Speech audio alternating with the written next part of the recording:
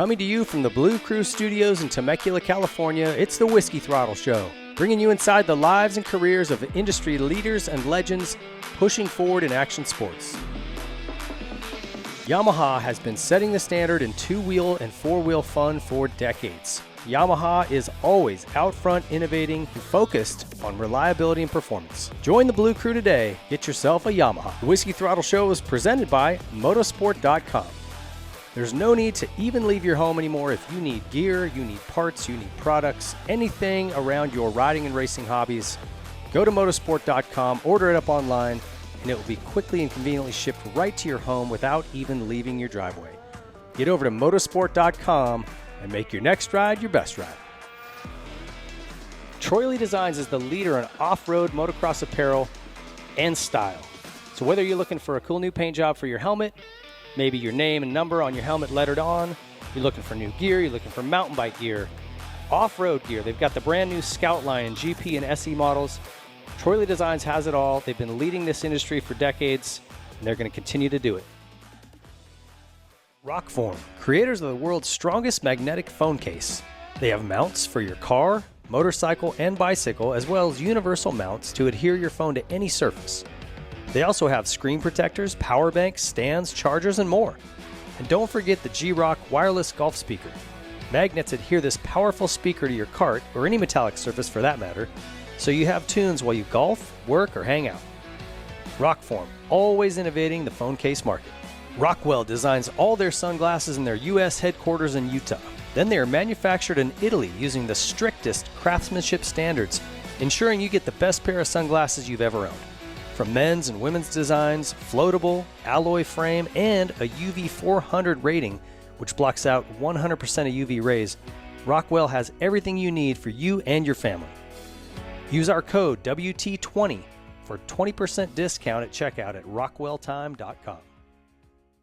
The Whiskey Throttle Show is proud to partner with El Jefe Energy.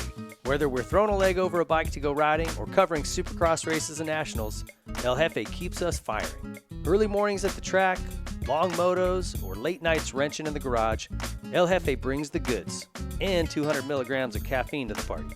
Visit eljefe.com to check out all the flavors they have available, or go to your local convenience store and pick up a can. El Jefe Energy is fuel for the fearless.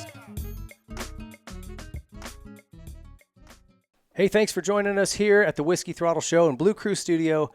We've got a cool guest today. This guy I've been after for a little while, and stoked to have him. Former factory rider, Supercross winner, and now KTM development guru. It's Casey Lytle. Welcome to the show, dude.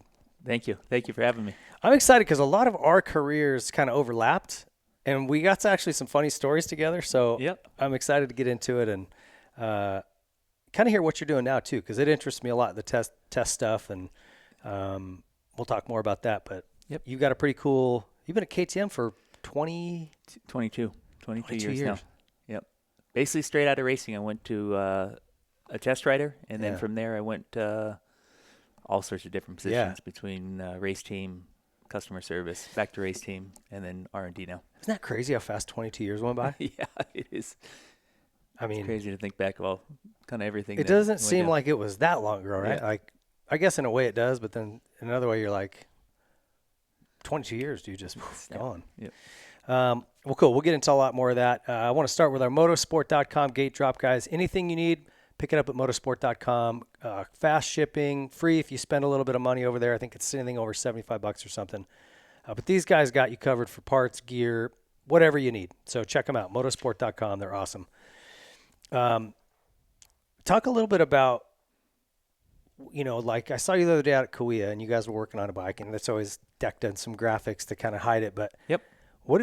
How far out are you guys working on models?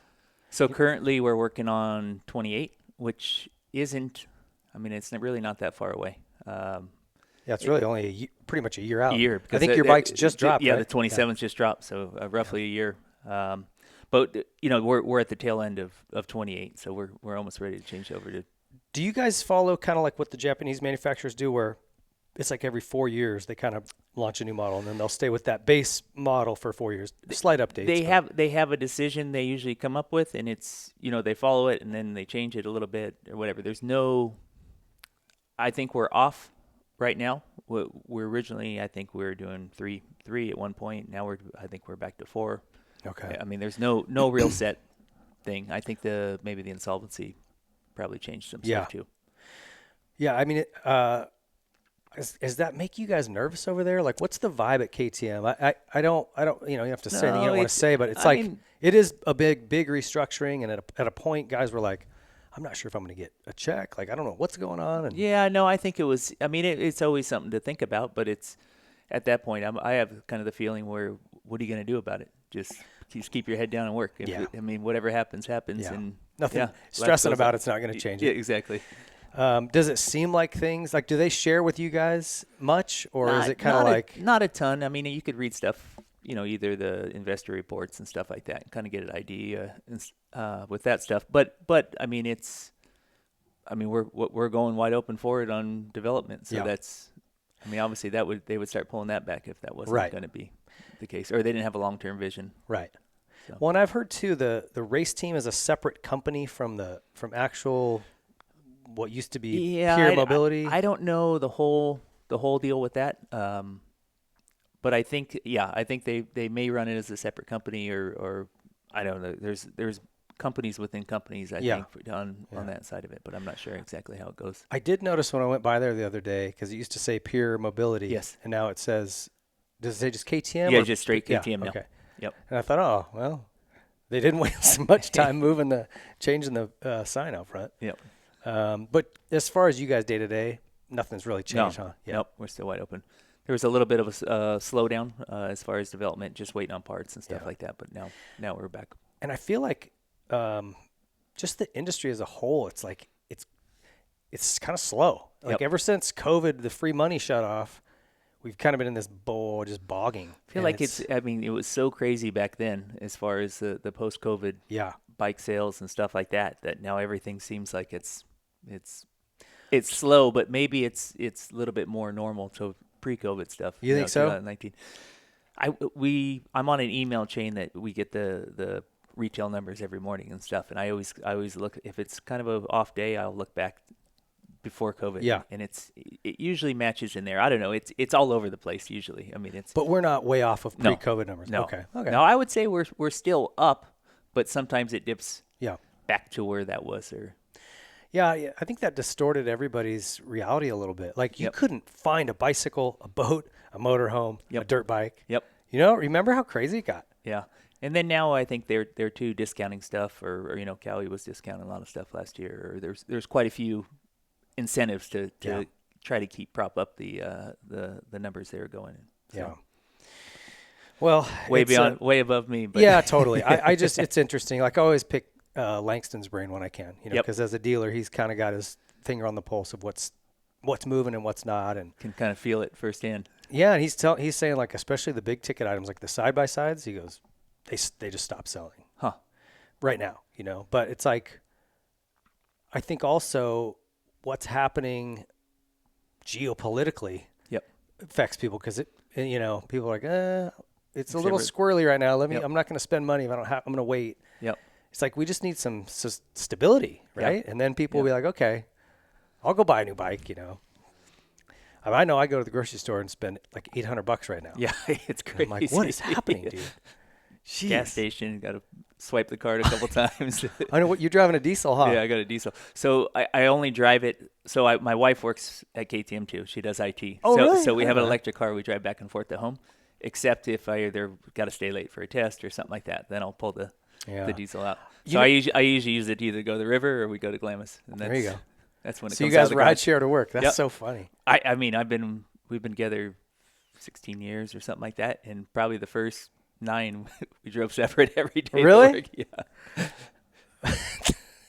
And then finally see it work. Yeah. You just leak like that. That's funny. I figured you'd get a motorcycle and ride. No, you ever do that? Well, Canyon Lake, you can't do anything past the gate, so you'd have to park at the gate, and then I have to either leave a car at the gate. You can't ride a motorcycle. You can't ride a motorcycle in Canyon Lake. I don't think I knew that. You can drive a golf cart around. Yep, golf cart. Whatever. A licensed legal street bike. Yep, nothing. It's been like that for I think forever. So at the gates, there's a bunch of parking spots at each gate that you can leave your bike there if you feel like it. Or every now and then you see some people like they'll push it in for a little while and kind of do this old side saddle and then idle it in first gear. And then when they leave, they just leave on it, ride it out, which, I mean, you just don't stop for the just patrol. blow through. Yeah. That's crazy, man. Yeah. So I asked you before we got started if you ride much, and you're kind of like, not really. Yeah, it's I think about a year and a half ago, there was a 2-stroke test that I jumped in on. Okay. And then I'm kind of at the point now. I see it all week long. It's it's tough to go do it on my own on the weekend. I actually the last time I had a bike, Elsinore was open, and I used to get up every Saturday morning and go down to Elsinore and do 2 motos, just like for exercise and stuff like that. And then Elsinore shut down, and I kind of lost. That was kind of the end of the motivation. It's open again. Yeah, that's it. I was thinking that maybe it'll fire me up again, but I ride so little that I have fun. The next day I'm sore. The second day I'm even more sore than I was the first day. The third day you're even worse. Yeah, somehow. then I'm going, okay, either I need to ride more or just stop. Yeah. And then sometimes it's stop and. Yeah, it's a thing, dude. If I don't ride once, I have to ride once a week. If I can just ride once a week, then I can keep enough fitness and enough like where I'm sharp enough where I don't feel like I'm dangerous. Yeah. Man, when you come back at first, it's like I'm tired in a lap. I got arm pump. I'm missing ruts. It's like, man, it's hard to get back into it. Yeah. Not jumping something that you want to jump or it takes a little bit. You're like, oh man, I don't know. And and then when you finally jump it, you're like, that was so easy. But I just tell myself, like, I don't have to jump it. Yeah. If you're scared, if you're not sure, then just leave it alone. You know? You got to be okay with that. Yeah. But I don't know. It's definitely, I mean, how old are you now? I'm 47. I'll be 48 this year. I'm 51, dude. And like, it's like you got to quit sometime. Yeah. Yeah. Or change it up, like maybe just do some, like I know you guys go to the desert a lot, right? Yep. You probably ride when you got there. I had an EXC. I would just go, I mean, we don't always go with a big group or whatever. I just go do a big loop on my own. Yeah. So I mean, it's fun, but sometimes on your own, after a little while, it's. Yeah, that's true. Well, unless there's a group, obviously, and then there's a group of bikes, and then you can. You seen what Baggett does on his EXC? It's so crazy. It's so funny. I think he was racing last weekend too. He raced it? I think it was. I think I saw a post that they're racing it. Whatever race was at Glen Helen. He goes really fast on that thing still, and I don't think he rides much. Yeah, he's impressive, man. Okay, WhiskeyThrottleClub.com, guys. If you're not a member, go sign up. It's $5 a month. Super easy. You get access to Code Red, Hang Time, Electronic Ping, Gear Up podcast. And on our Après Moto Race Review show, you can call in. We'll give you the phone number. It's available to all members. And you call in and rap with us. It's a lot of fun. Plus, over 100 Elevate training videos from Rhino, GL, Emig, myself, Johnny Campbell. So lots of good stuff in there. Discount codes and more. WhiskeyThrottleClub.com. Go sign up. And if you haven't been over to Whiskey Throttle Media lately, go check that out. Lots of stuff. And that's kind of all of our YouTube stuff in one place. Plus our merch and everything else. So check it out. Our guest story brought to you by Yamaha. Even though he works for another manufacturer, Yamaha's bringing him to you. So tell me about are you from Saugus? I'm from Saugus. Which is basically Valencia for people that don't know. Santa Clarita, that whole valley. And Huff Daddy was a Saugus boy, right? So I went to the same high school as Damon Huffman, and then I think Bob Moore graduated from Saugus High School too. I think you're right. Yeah. And so I mean, as growing up racing and stuff, I used to see, before I even turned pro, I would be walking to class in high school, and here's Damon Huffman. Did you know who he was? I knew exactly who he was. Yeah. I don't know if he knew who I was, but he would have won a Supercross a couple nights before, and you see him walking the campus. So he would be what, like maybe I think he was 2 years older than me. 2 years older, okay. Yep. So I would have been a sophomore, and he would have been a senior. Yeah. Huh. Yeah, that's funny, man. There was a lot of talent up there, especially around that era. Because Kudrowski lived up there. Yep. Kehoe lived there. Yep. Who am I missing? Trittler. There was a bunch of guys. Parolio, did he come from up there? Parolio was I think he ended up there at one point. I don't know if I think he grew up in the valley. Okay. Anyway, lots of good dudes up there. And I've always wanted to go to Bean Canyon. Yep. That was kind of your guys' playground where we were at Retchie or Beaumont. Yeah. But I would hear such cool stories about that spot. I mean, basically, we lived up against the hills. my parents' house. It still is the last of the housing track that pushes up against the hills. Okay. And I mean, I grew up coming home from school and just going riding. Can you still do that, or do they're cracked down like everywhere else? I mean, there's a spot that it's not really legal, but you can get to Drinkwater Flats, which was only, I mean, a mile by the way the crow flies. Okay. And that's all legal if you had obviously green sticker or red sticker and spark arrestor, which nobody did. But there would be times before I was allowed to go way in the back by myself. We would go up on the hill and it'd be Huffman riding and Kudrowski, and then Mercedes Gonzalez sometimes would be up there riding. So we'd walk up the fire roads, and then they had a track over here and they had a track over here and stuff like that. And you wouldn't back then. You didn't get in trouble. No. Right? Like, I think that there was always, later on, there was a helicopter that would come by, let's say 4 o'clock or something like that. And as long as you got out of the illegal part, before 4, wait for him to go by. And once you knew he went by, you can go back and do whatever you wanted. What is it? Was it Moto XXX? I think Scott Sheik and where the guy said, same as Kudrowski. I heard a funny story. Actually, Kudrowski told me when he was on the show that when they would get pulled over once in a while by a cop, and they were just checking spark arresters. Yeah. And he said they'd take a stick or something and stick it down your silencer. Yeah. So I don't know if it was him or Kehoe started sticking a bunch of rocks. When the guy pulled up, they're shoving a bunch of rocks down their silencer. And the guy's like, oh, okay, you're good. It's just rocks stuck in there. That's funny. Kehoe lived over there. He actually, that's kind of how I got to meet Kehoe. He was close to you? He was pretty, I would say, on the other side of the Haskell Canyon where all the good jumps were, and it was illegal to ride. But a guy I grew up with, I went to preschool with, and whatever, had bought one of his, I think it was like a 92 on the line bike. Okay. From Kehoe. And then had all like the little Mugen power valve those bikes were and stuff dope. Like that. Yeah. Did Ty Davis ride for them? I think he might when have he won his championship. Yeah, right? I think maybe in 1990. Yeah. So that's kind of how I got to know Kehoe, and then I mean from there that's where.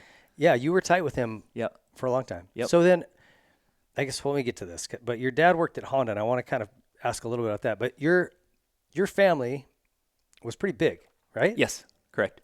How many siblings? There's five siblings now, but it was 4 pretty much growing up most of the time. And then and you're where in that order? I'm third. Okay. So it's 4 older than me, 4 years older than me, 2 years older than me, and then 4 years younger, and then 16 years younger. Okay. Middle child. Yeah. Is it like real middle child where you kind of felt kind of lost in the middle? No, I was good. I was it's like riding motorcycles. And you guys all rode a bit, huh? We all rode, and then at one point the 4 of us all raced. Oh, really? Yep. I mean, it wasn't a long span, including my sister or whatever. But it was probably a couple months worth that we all did. And so up there, was Indian Dunes still open? Nope. It was I was.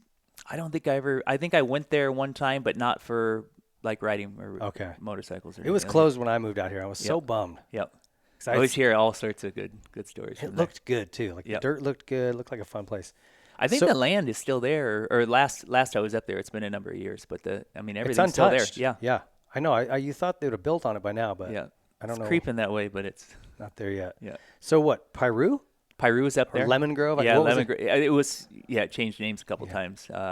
Castaic, the old Castaic track, which was right.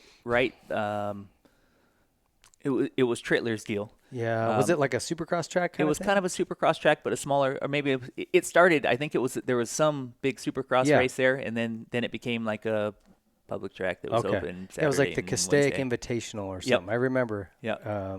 Vaguely. Early 90s. Yep. Yeah. And then there was a Golden State there, I think, at one point too. Really? Yep. There was a Golden State. And then was Gorman or whatever it was called, was that still open too? Yep. Okay. So you had a few spots right there. Yep. And lots of just open land to go ride on. Yeah, plenty of hills tracks.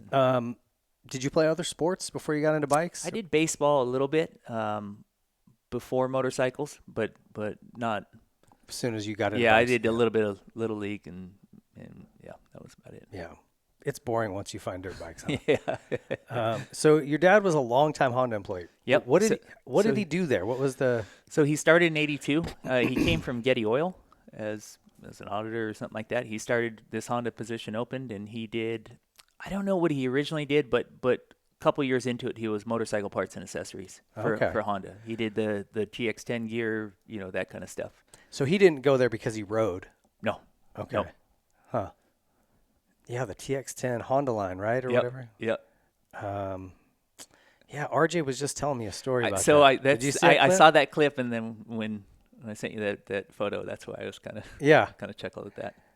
Yeah, that's funny. That was that Loretta's or Ponca, that picture? I don't know. To tell you the truth, I don't know where that was. It looked like one of those two, but maybe I'm wrong. It might have been, could have been Loretta's maybe, or something like that.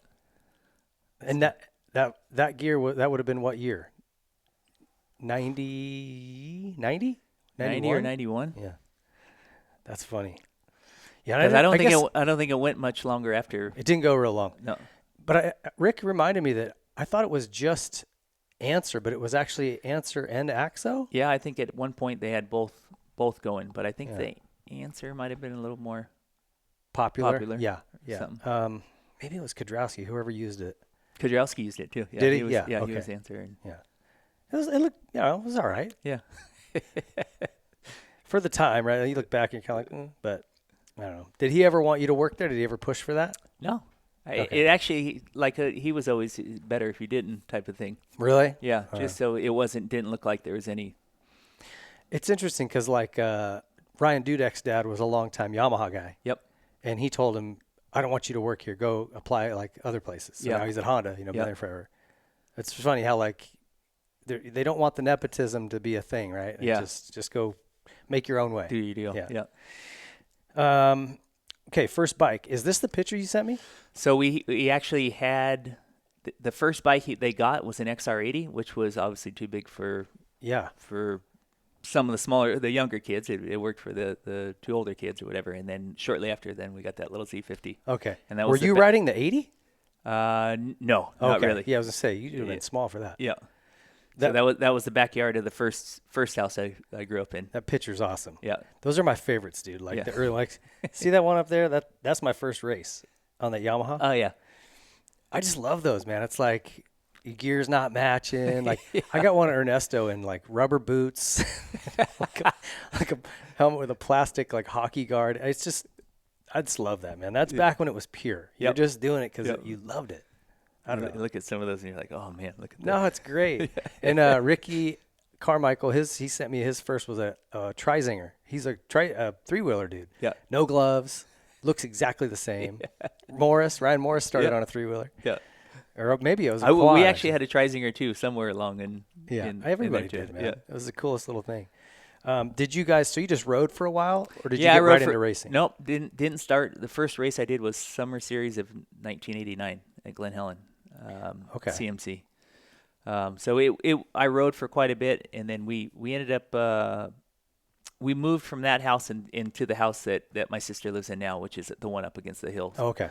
And then I would say your sister still lives there. Huh? Yeah, my sister still lives there. Yeah, my parents moved to Phoenix, and then she took. So how did you go from riding to racing? Was it because you met Kehoe and those guys? No, so actually my dad would have to go to the races to put on, display product and stuff like that. And then that's kind of what started it. And then it's I'm going. Yeah. Bring your bike. Yeah.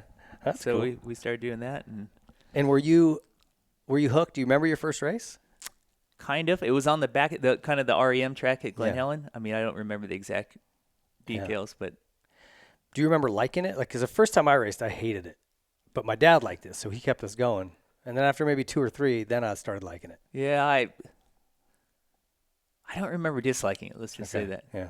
I think I didn't know if you had any memories about it. I just remember I had a stock Weisinger, real quiet. Yeah. And then he took me to this race, and I used his friends that had the remember those big pipes? Yeah. And it was so loud, and the track was ruddy. I freaked out. I think I cried in between motos. I don't know. Anyway. So when did you meet all of these guys? You say Huffman in high school, but was that kind of the first guy you saw of that neighborhood crew? Yeah, I would say, besides going up and watching them ride a little bit from kind of a distance or whatever. I would say Kehoe because of my friend Sean Douglas that kind of lived near him, and just kind of went from there. I mean, met a lot of the guys at that Castaic track. I mean, because that was kind of a regular open thing. You know, Huffman would show up there sometimes, and Kudrowski and those guys or whatever. Were they always cool to you? Yeah. I mean, that's like a pretty friendly crew, right? They're not no attitude or anything. Damon was always pretty quiet, so he, like if you said hi or something like that, you can get him talking a little bit. But he's better now. Yeah. Have you talked to him at all? Like, I haven't seen him. I haven't seen him lately, but it's like just following his Instagram posts and stuff like that. He's pretty outgoing. I don't know, especially to be a cop. Right. It totally doesn't seem in character for him at all, right? Yeah. But he's. I think he was when he was younger. He was just shy. Yep. But he's got the funniest personality, like this really dry sense of humor, kind of like his dad was. Did you know his dad much? A little bit, not very much. Cycle Engineering Factory. That's what I remember. Yeah. His dad was had this really funny, dry sense of humor, but he was also a little bit crazy. So Damon's not crazy, but he's got that same sense of humor. Yeah. And he's really funny. Anyway, so when did it kind of start getting more serious for you? So I on 80s, I remember I went to. And I imagine you were always a Honda guy, right? Since Dad. Yeah, at that time. The one, I think, I don't know what year it was, but I think I at CMC for like Golden State or something like that, I was racing Jimmy O'Neill for the 80 Beginner Championship. Battle. Yeah, and I lost to him. Dang it. Oh, we lost. Jimmy O'Neill. Yeah. Damn you, Jimmy. And then, but I never was, I mean, at one point, I went 80 beginner, 80 novice, and then I think I stopped racing for 6 months or something like that just because I wanted to ride mountain bikes at that point. Okay. And then I got going again. The second time I got going, that's kind of when I started doing a lot better. More, okay. Yeah, because I don't think I ever made it past 80 novice. I think I was young getting on a 125.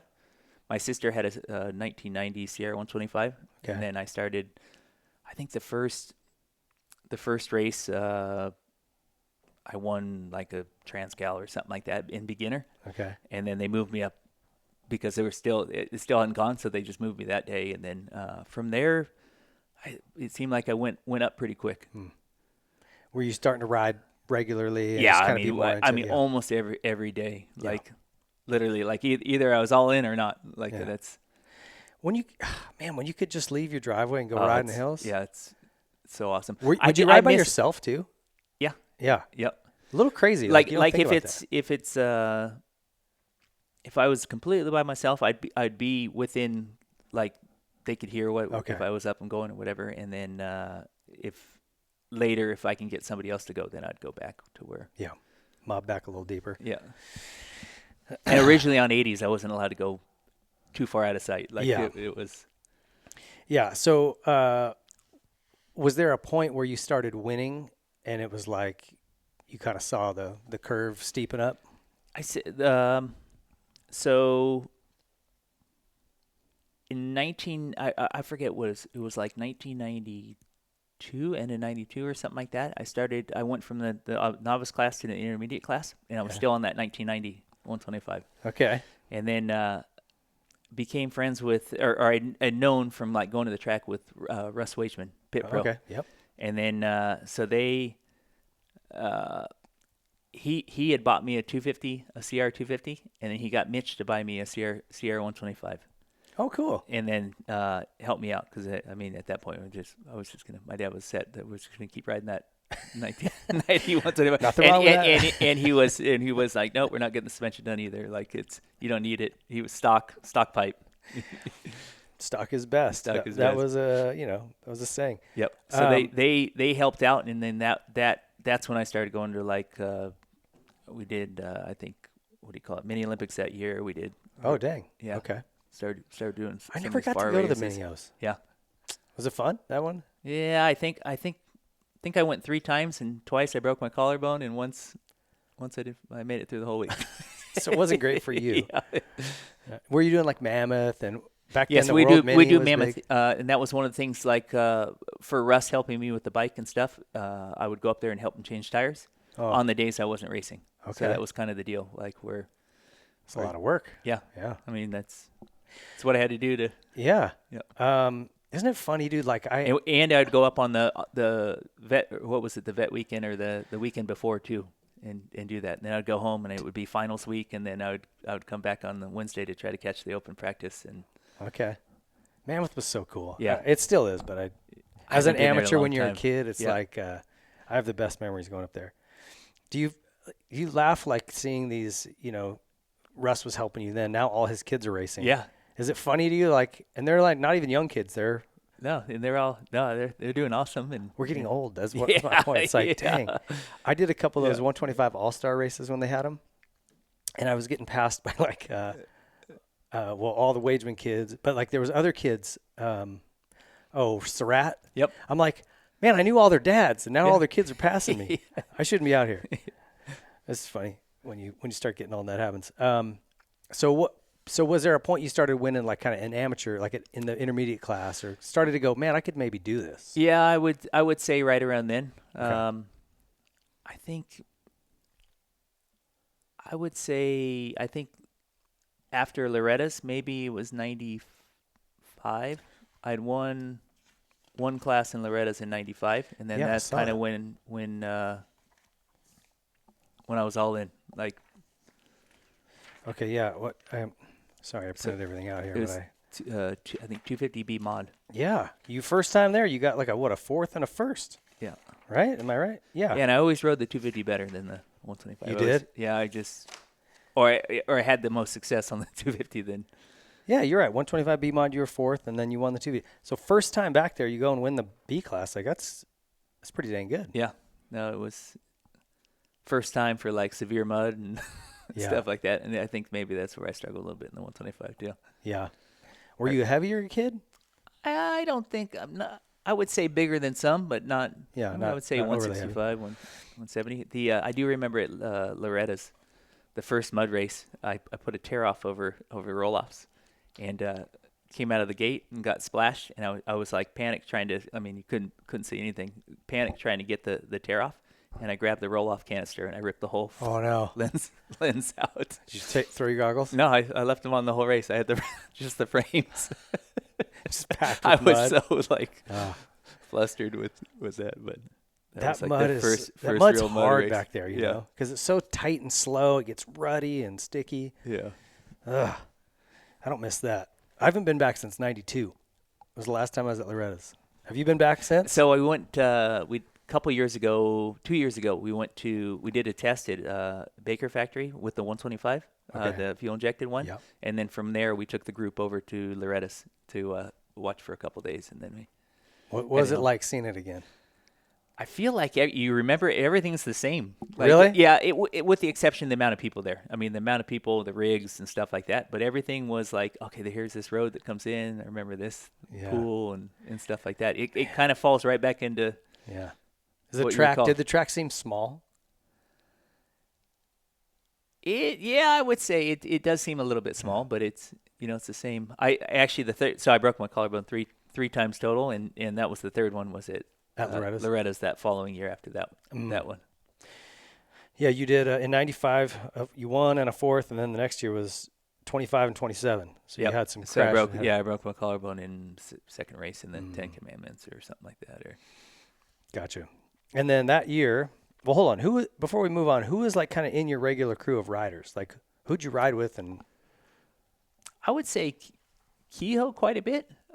Even as an amateur? Yeah, because Honda of Troy, they would help me, and I was on a deal with Honda of Troy early on where they'll give me the bikes up front, and then I'd use my Honda money to pay them back. And then that was after kind of the next step after Russ and Mitch helped me with those bikes. So I think it was 95. Okay. And that's when I started to need, more and more bikes or whatever. So I think I'd gotten 2 from them, and I bought a third one, or I paid off the third one using the Honda bucks. Man, those contingency dollars were so valuable through the 90s. Yep. I started in 1990 racing mini bikes, pretty, getting competitive. And I bought bikes, jet skis, like we paid for all of our parts. You know what I mean? Like everything with contingency money. Yeah. I don't think you can do that anymore. It doesn't seem like it, or you don't hear it the same way or whatever. Yeah, you could do well. The other thing, too, was the second year at Loretta's. Honda Troy sent 2 bikes down with somebody else. So we flew in, worked kind of on the back of the Honda truck, which my dad had to work for that event or whatever for. So you were for like Honda. Semi-quasi factory. Yeah, just. So was there any other local guys that you were buddies with that you rode with all the time? Trying to think. There probably is. I'm just drawing a blank right now. I mean, there would have to be, obviously, because it's. What about, like, who was your biggest competitors at the time? Back in those amateur days? Maybe those 125 intermediate days. Like, who are you about? Shoot, 92, I would have been a B class. Yep. So it would have been 93 that I would have been B. Oh, okay. So I would have been just behind you. Oh, I'm trying to think of who was that era. I don't even know, man. You tell me. Do you remember? Who were you battling with at those Golden States? Pat Foster. Really? Yeah, Pat Foster was one of them. That's funny. Trying to think who else. Huh. So, so the Honda of Troy thing, did that just come about through Eric and your dad? Yeah, I would say Eric a lot. My dad helped a little bit, and I want to say at one point, I remember him saying that they actually, maybe Honda Troy was one of his dealers at one point. Oh, okay. And they pulled him off it to make sure there wasn't like anything favors going down or something. Yeah, that's fair. Yeah. Okay, so you did Loretta's in 96, but you also did some Supercross that year. I did Supercross, yep. So and I think that was kind of, I remember I was in high school. I was a senior, and they signed me up for Anaheim 1. How was that? Because, were you able to go to the Honda track and ride a bit, or where were you riding? Yeah, I would go to the Honda track. I would travel down, it was an hour and 45 minutes or something like that, but that was most of where I rode, I would say. Okay. There wasn't really much else. Didn't Kudrowski have a track up there? He did, but I didn't know him at that point. Okay. So I didn't know him. Actually, late 96 is when he actually came back to ride for Honda Troy. Keo kind of linked us. That's right. And then you're right. He would have been done by 95, right? Yep. He had quit, and then he'd come back for. That's interesting because he had a track that I think was still was there for a long time even after. Yep. And then in 97 we picked up riding that. I would go meet him at his house. Oh, really? Yep. Did Kehoe have something, or what did he do? He would just go down to the Honda track. I think he would go down to the Honda track. There was a place off in Canyon Country we always called Kenny's Arts track.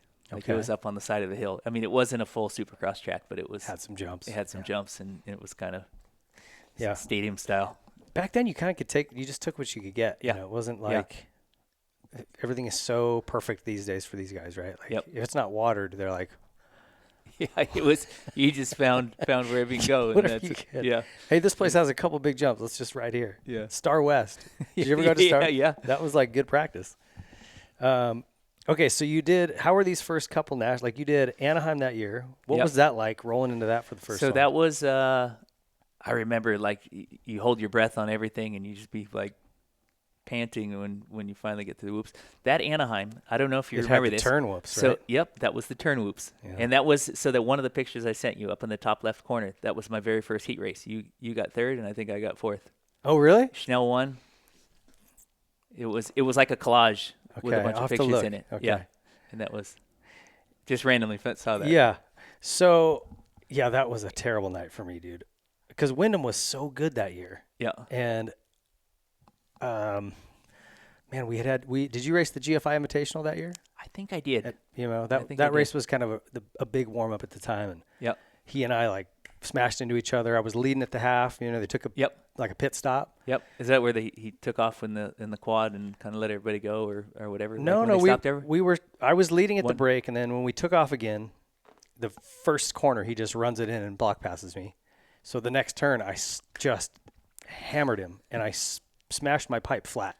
Knocked him off the track, but I crushed my pipe. Yeah. So I couldn't do that big double. I couldn't do a lot of the jumps. Yeah. And he beat me. So I was just so determined to beat him, and he was just so good. So I hole shot at Anaheim. Schnell took me out. I charged back to pass Daub for third and tried to sneak in about a 6-inch space between him and the hay bales, and we blew up. And I came in, I think I got like 7th or something, and bummer. I just remember I survived that one. Like it was your first one is like so stressful. Yeah, you know? yeah. I don't know if people that have never done it can. I mean, how do you describe it? You're so nervous, you're sick. Oh yeah, exactly. Puckered and just hoping. It kind of lets go a little bit when the gate drops. And that was the times when they would try to come talk to you with your helmet off before. Was that the years? Remember, you had your helmet off and you had to stand in front of the gate. Say your name. And you had to say your name, and then the echo was so bad that if you listened to yourself, you would screw you all up. Oh, it would be bad. Then people would laugh and make fun. Yeah. Well, just riding, going into the stadium during the daytime and the daytime qualifiers, all that stuff was stressful. But then the first time I remember rolling into a stadium at night with the lights on and the people, and they're doing the fireworks and the national anthem. Holy cow. It's just really hard to describe that to somebody who's never done it. I don't know. At least it was for me. I was about ready to throw up the whole night. Yeah. 93 was my first year. But anyway. So you did a couple. Yep. So the next one I got a good story on. San Diego. That was the one that Willow won. Yep. So I got a good start on that one. Second, I mean, I don't think I had any control going on. I was just got a good start, and I was just going to do whatever I could. I think I'd messed up, I only made it 3 or 4 laps, but I messed up early on, got past, but I was still probably within, let's say, top 5. Okay. Come around the one straightaway down, I would say down one whole side was whoops, like little chattery whoops, and then it was a U-turn, then a triple. Okay. I think Pedro Gonzalez was in front of me, if I recall, that's who it was. And coming up, going to throw the triple or whatever, and the last minute he doubled. And so I just turned left, went off the takeoff, and I landed in the whoop section. No way. Yep. And it was on, if you look closely, remember in the races they used to go, film for a while, and then they used to hold it in the same position for one lap. Yeah.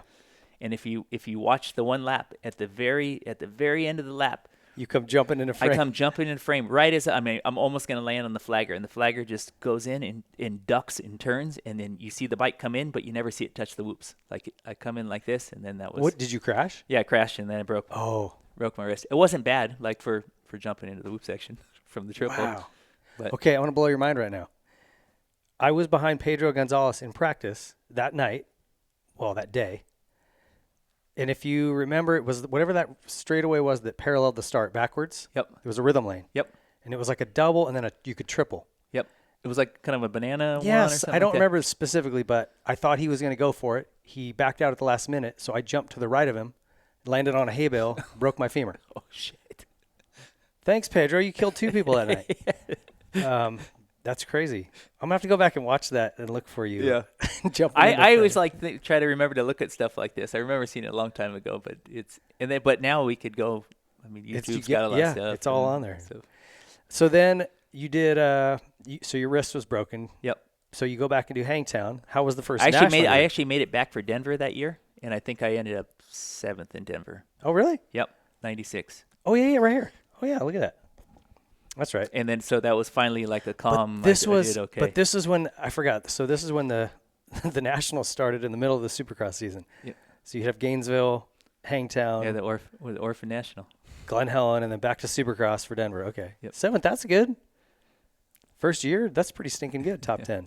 Yeah. And it was even tougher there, like obviously the altitude and stuff. Yeah. Stuff like that.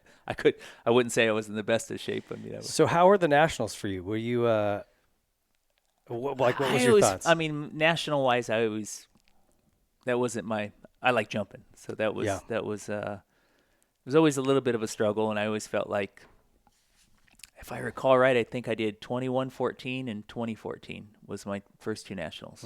I don't know if that would have been, I think, maybe Glen Helen, Hangtown and Glen Helen. Yeah, I was never as good at outdoors either. Yeah.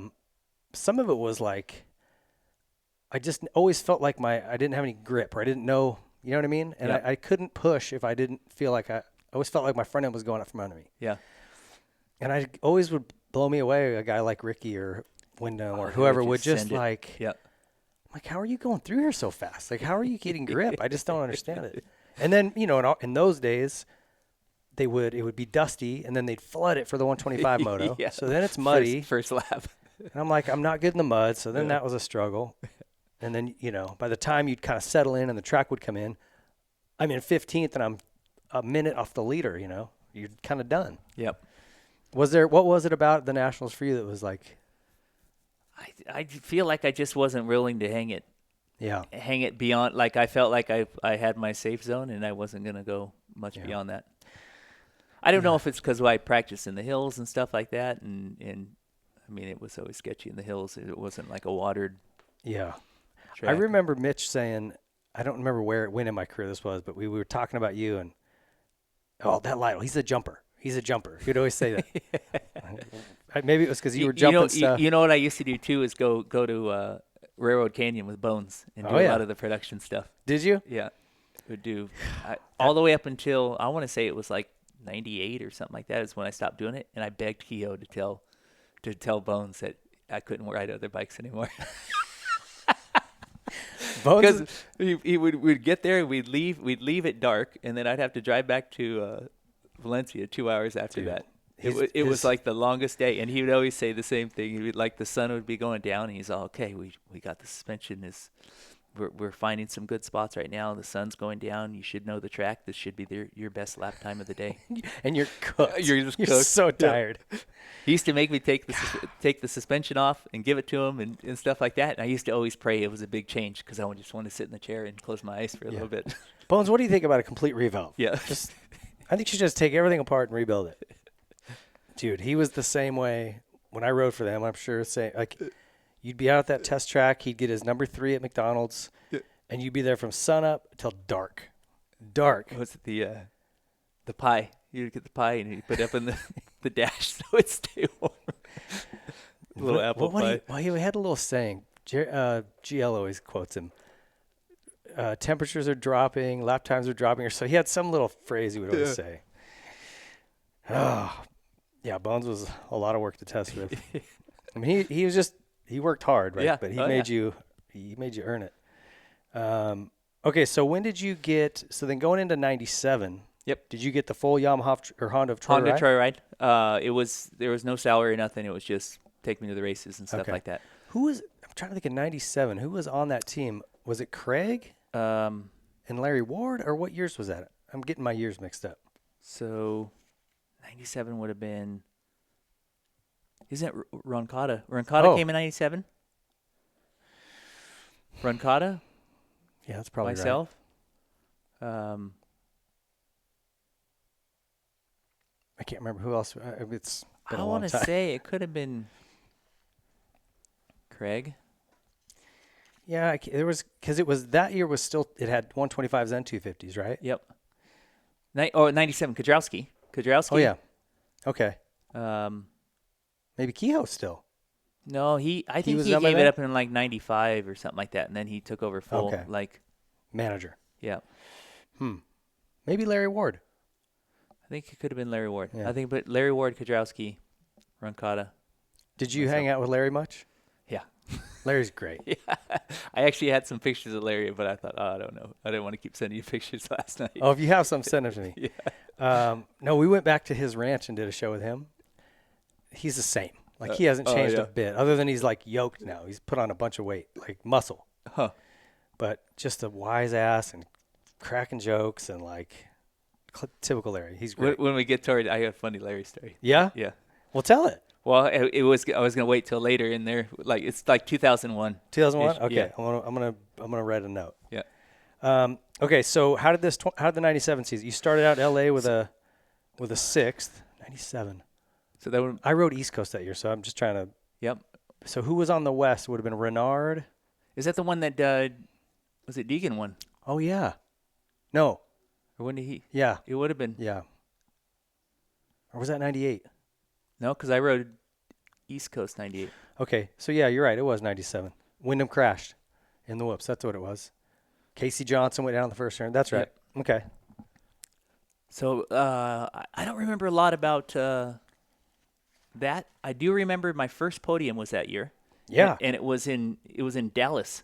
Yeah. Of all places, in the mud. And I actually, I mean, one, I hate mud, and two, riding Supercross in the mud is. Well, and that dirt, if it was the same, because it was muddy in '95 when I was there, and that dirt used to be hard as a rock. Yep. Right, and then had the hole in the roof at Texas Stadium, and it would turn perfectly to like over the track.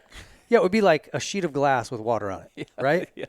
Was it really, really slippery? So I remember it being slippery, and I remember I had a really bad starting spot from the outside, and it was like a kamikaze run. I went from the outside all the way in, drove it hard into the first corner, hit the first corner, stopped, and then when I fell back in, I think I was in the lead or second or something that. And then it was only, I think, Wyndham and Renard, the only two that passed me. Okay. But it was like a complete luck. There was no skill about it, and I think I remember just jump anything I could jump, and that was it. But you were 6th at Minneapolis, 5th at Houston, 3rd at Texas. Like, you were, that's really good for, second season. It's really good. And I rode that year as I go up to Kudrowski's house. Would have to meet him at. He was very precise on time. Oh yeah. You meet him. Dude, I misspelled his name. I mixed up the I and the E. Yeah. And he chewed my head off. Like, it's like, dude, I'm really sorry. So that year was the only time he always said, we're going to, I forget what the track was. We're going to ride here. We're starting at 9:00. And I got there at 9:05, and he was out doing the moto. And that was the last time I was late. Yeah, he's very structured. And when he says this, it's that. Yep, it was early after that. Okay, so then you went into the Nationals, and these look like my results, like a lot of 13ths, 15ths, 11ths. Nationals were hard for me. Yeah. Was fitness an issue, or was it just sort of the? I was training with Kudrowski. I mean, he sold me his Kestrel, and then he had got a new one, or I think he got a Felt at the time, or whatever. And I do all the training he did and stuff like that. Obviously, I think the fitness is good. I think mentally I just wasn't. Yeah. And I think I've always, all along, I think I've struggled mentally as far as. Are you decent in the mud? Not really. No, because I hated riding in the mud. I would, if it was muddy, if it came down to practicing in the mud, I would pack it up and go home. So I tell people this all the time. If I'm coaching kids or whatever, I say, look, when you get to the track, if it's watered and muddy, get your ass out there and go. Because I would be like, I'll wait till it breaks in a little bit. I'd wait till it was good, and then I'd go out. Yeah. And I never got good in the mud. Yeah. Because, I wouldn't go ride in it. If it rained and it was muddy, I'm like, I'm not going riding in that. Well, so it's no wonder I was plus the cleanup. No. Yeah, well. Okay, so the next year, 98. Yep. Still with Honda of Troy. Yep. East Coast. But you went East Coast. Why? Did you have an injury? It was, I think they just put me East Coast. Okay. They just decided that I was going to do East that year. Okay. Was it I think Rancada would have been West? 98 East.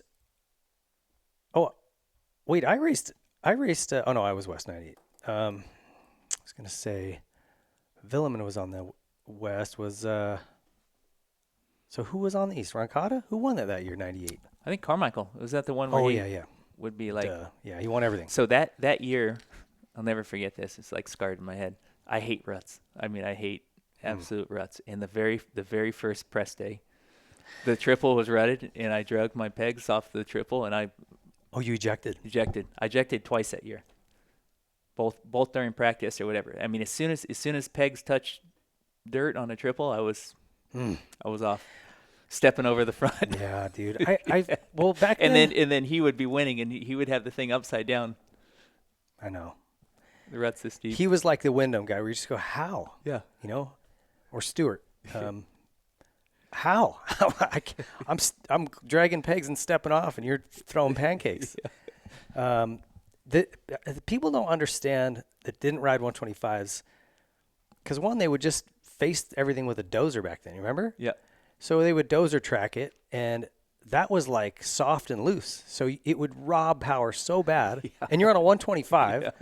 And I remember there was times you were worried about a lean pop, or not even just dragging pegs, which was death-defying, but sometimes you just be like you would just lose too many RPM off the face. Yep. Have you ever had that happen and then come up short? Yep. It was terrifying. And you stick too. Oh. It wasn't like the hardback you bounce. It was like and so then I feel like it got better when they went to wheel loaders. Yep. And then now I wanted to ask you this because now I watch like these West Coast tracks where we never used to have ruts. And now I feel like there's always ruts. Yep. And somebody's like, oh, it's the 450, it's the 4-strokes. And I'm like, no, because there was a window when Stu and Carmichael and Reed and all them went to 4-strokes, and it wasn't like that. It was still, typical. So they must be doing something different with the prep. And I realized like, oh, I don't know what they're bringing them in with, but they don't use heavy wheel loaders anymore. Yep. They're using skiddies for a lot of the, maintenance. Yeah. Which are just not heavy enough to pack it. I don't know if that's part of the problem or whatever, but I think a lot of differences I think too. the racing maybe isn't dirt's changed a few times probably. Yeah, finally, that's true. Yeah, that's true. They probably bought new dirt. But when it gets super rutted, it's like the guys can't race. Yep. Back in the 90s, it was like those Anaheim bowl turns were wide open. Yep. And it would be slick, but you could come inside and make a block pass or square up. It would give you more, options. Oh, anyway. So tell me about this season, 98. 98, I started off, I think, with a podium. I think Yeah. I had 2 podiums, and then it wasn't too bad. I felt like second at Pontiac. Yeah. And then, like I said, I hated ruts, and it was pucker every time.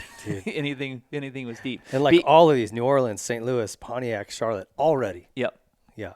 And then I always kind of usually start out okay, and I feel like I get to a little slump in the middle, and I think I return maybe back to the end at the end of the podium. Yeah. I mean, those are, as close as you can get to winning.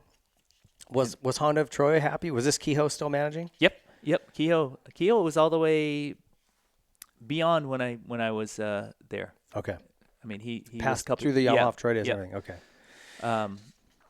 I think basically until he went to Honda. I think that was when he, which would have been 02, 03 or something. Okay. Or maybe something like that. Yeah, I don't remember the exact years. You actually had some good results outdoors this year. Top 10s, 9th at Glen Helen. Yep. I always wanted to be inside the top 10. Troy was, that was like the I know. I did get there. Supercross. Yeah. Going, was it Dirty Dozen or whatever? Like just going 3-3, I could get it pretty regularly. Yeah, there were some jumps, but there was also really good traction. Yep. Remember how sticky that dirt was? Yeah. So it was almost like riding a Supercross track, just a fast one. Yep. That's why I say, for me, it was always about that grip. Dirt hurt too. Oh, yeah. Like as brutal. far as roost. Yeah. I always wore a front chest protector. I when you think of some of the guys, Wardy and Bradshaw ride 500s there with nothing. Yeah. Animals. Was that the year? Would that been the year that it was super hot? I don't know. It was either 97 or 98. I think it was 97. Okay. I wasn't there in 98. Melting hot. Oh, yeah, I had a blown knee, but in 97, I almost died. Yeah, I remember thinking at the first lap, I'm thinking, I don't know how I'm going to make this moto. I think that summer was just that 97 summer was so hot.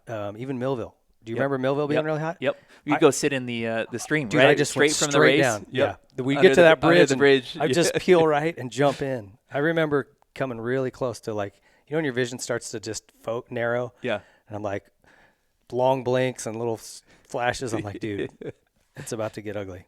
Yeah, that was hot. Okay, so tell me what happened going into 99. Honda of Troy switched to Yamaha of Troy. Yep. What was that switch about? I don't know the whole, as far as the business side of it, whatever. I think Yamaha stepped in and offered, factory support and stuff like that. And then so that Troy dealership sold Hondas, Yamahas, and Suzuki's, right? I think the dealership was Southside Honda, Suzuki, Yamaha. Okay. And then the DBA was Honda of Troy. Got it. Or the mail order business or that. So they switched over and I was able to stay and So tell me about this switch to this bike, because I was hanging out with Casey Johnson a lot and riding a lot with him these years. Yep. And that bike was a missile. It was unbelievable. Because I was on Suzuki's and our bikes were good. Yep. But I would hear that bike and just be like, oh man, that thing sounds good. So I would come down and test. It was Dean Baker doing kind of technical engines and stuff like that. And then I'd come down and we'd test, pipes one day, we'd test motor one day, and we'd test, each guy, and they kind of rotate through who was testing. There was a test bike, and we all kind of shared it or whatever. And then you just come down and practice in between. And we got close to the season, and they put all the pieces together of our race bikes, and we were breaking in our race bikes, and that's when I started going nuts, jumping stuff. As soon as I rode that thing, I thought there's not a single thing that a 250 can jump that I can't. So you, throughout that whole process, you never rode like the whole package? Never. I don't remember riding the whole package, or I wasn't like blown away and stoked as I was when I rode my race bike. I felt like it was just making good, trying stuff. Yeah, making good. Trying. I think we tried flywheels and settings and stuff like that, or all sorts of stuff. Yeah. The thing never. Honestly, that thing never bogged, it never popped, it never hiccuped, ever, not once. And it was second gear starts were no big deal. Yeah.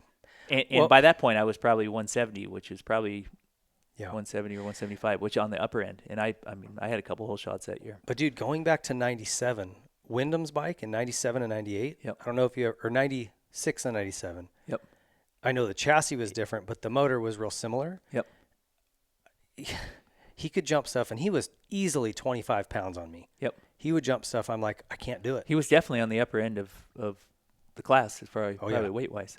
He would just easily jump stuff. Yep. And I'm like, I can't do it. I'm telling you, I'm going to bog. I can't pull that gear. Yeah. It was so frustrating. And then so to watch those bikes that year, yep. I just was like, here we go again. Yep. Stinking Yamaha's killing it. So take us through that year. Did you feel like going in? I mean, Casey was really fast. Yep. When you guys would ride together at the test track, were you pretty even? I don't recall a lot as far as like time-wise and stuff like that, but it was always I always felt like maybe I'd run around and jump stuff and rattle him a little bit on that, and he'd be like, oh, it's just practice, so, it's not the race and stuff like that. And then we got to the track. I mean, he was, I would say probably he was better over a moto than me, but I don't think we ran a lot of motos together. You didn't? No. Ernie, that's when Ernie came, and Ernie would just be doing lap after lap after lap at the track, and we'd try to jump in with him a little bit. But the tough, I mean, looking back now on this stuff, I mean, I would drive hour and 45 minutes each way to that's a long Yamaha day, track, man. and then I would go back and then try to train and stuff like that. And man, 4 hours a day in the cars is too much. Which was just that wasn't helping. Yeah. And I didn't move here until I started working for KTM, which was when basically the whole racing side was over. But did you ever consider it? Like, man, maybe I just go rent a place down there. No. I was like dead set that I like Santa Clarita and stuff like that, which I think is just completely. Yeah, wrong. I mean, I think we all look back. Well, at least I can't speak for everybody, but I look back and go, why didn't I go back east more? Yep. Because it's like I liked being home. Yeah. But when I would go stay with Sellards or I stayed with Ricky for a few weeks, like you get adapted to the humidity. Yeah. You rode better. Like it was way better. Yep. I just was like, nah, I like to be home. Yeah. Everybody would go back to like Southwick, the weekend before Southwick, and yeah. Like that. So we get to the first race. I end up jumping the quad which would have been it was after the triple. It was down third base side, and it was four singles. Okay. And Casey wouldn't do it. He wouldn't do it, Johnson, and he kept telling me, nope, I'm gonna beat you. He would say, I'm gonna beat you without doing it. And that was I led that whole race, and then we were crossing for the white flag, and I was leading, and he parked me in the mechanics area, and then he went on to win. Casey was tough, dude. I remember. I think I sat these first few rounds out. I compressed my back or whatever, and I remember watching. Maybe it was Phoenix. Maybe I tried to race that one. And I was watching at Phoenix, and I just remember going, Casey's he's the next guy. Like he's gonna be the guy. Yep. He was so freaking good that year. Yep. And then what was it? Anaheim 2 or Anaheim 2? Anaheim 2. I think he misshifted off the triple and then landed, and then Rusty landed on his arm. Yeah, broke his arm. Humerus or whatever.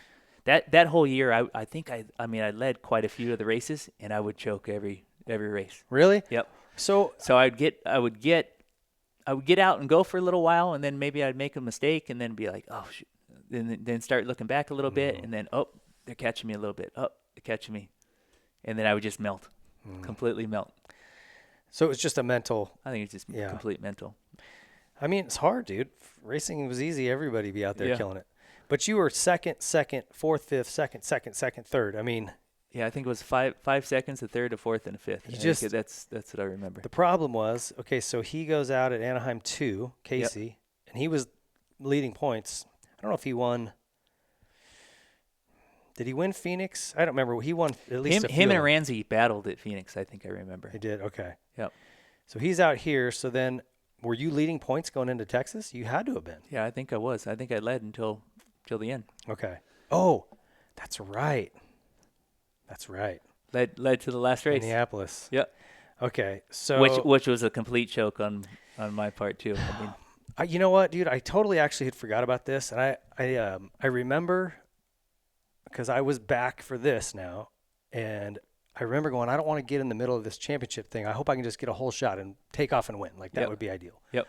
And of course I end up. You won. Of course I end up between you two, you know, and I'm like, and I didn't, you know, because I was friends with Nathan. I think I was even living with him at the time. Yeah. But you and I always got along. I just didn't want to be that guy to mess it up for you or for him. Yeah. And then you just made a mistake. I wasn't going to do anything stupid, no, but you made a mistake. mistake. 100% me. And then I'm like, me choking again. It was. Well, I was just like, go, just get away from them, let them fight it out. You know, I was like, okay, perfect. I mean, Ramsey was on a mission that year. He went from DNF in the first round because I think broke his chain or something like that, to, I mean, clawing all the way back to the. Well, what's crazy is you're with your results. I don't see how he got back. I mean, he must have done a run of wins. Yeah. Here, I don't know, man. How do you? You were second almost every time. Like I just don't know how he caught you. That's crazy. Well, and you lost what? Just a handful of points, right?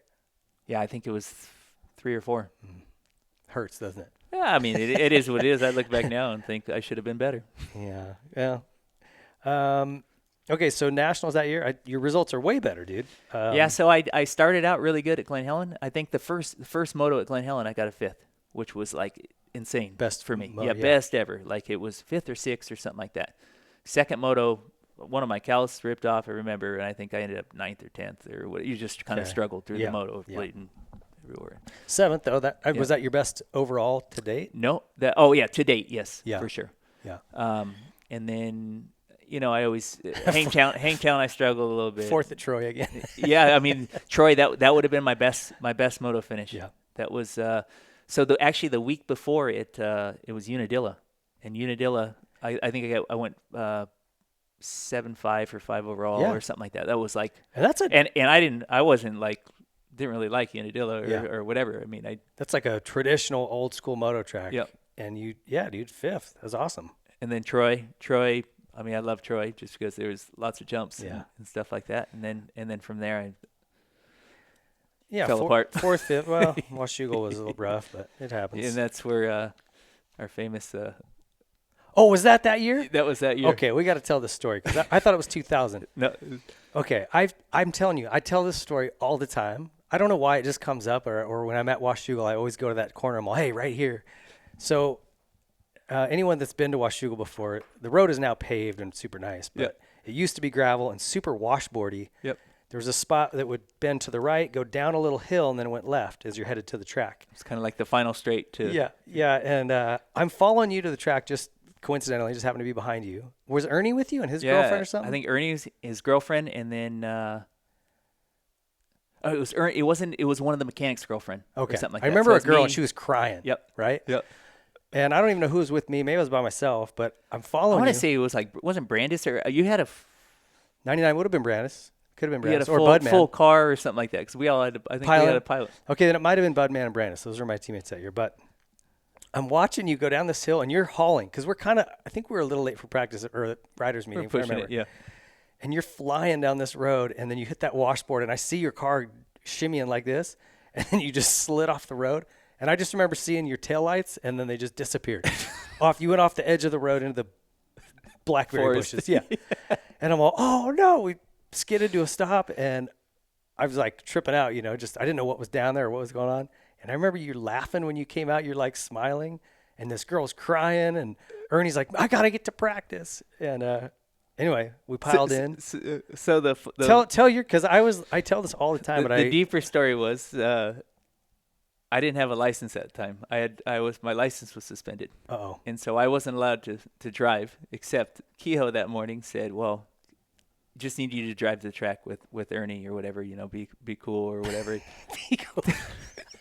And I way to listen. the whole way to the thing. I did the speed limit all the way there, past that paper plant that stunk, and just did everything right. And that last little bit, I'm like, oh, I'm gonna hit the little berm shot on the outside of this last little corner, and then that's where it ended up. And then you gave us a ride the track. We were late running, trying to get in there, and then somebody happened to mention to Eric that I ran his car off the road. Oh, it was Eric's car? It was Eric's rental car.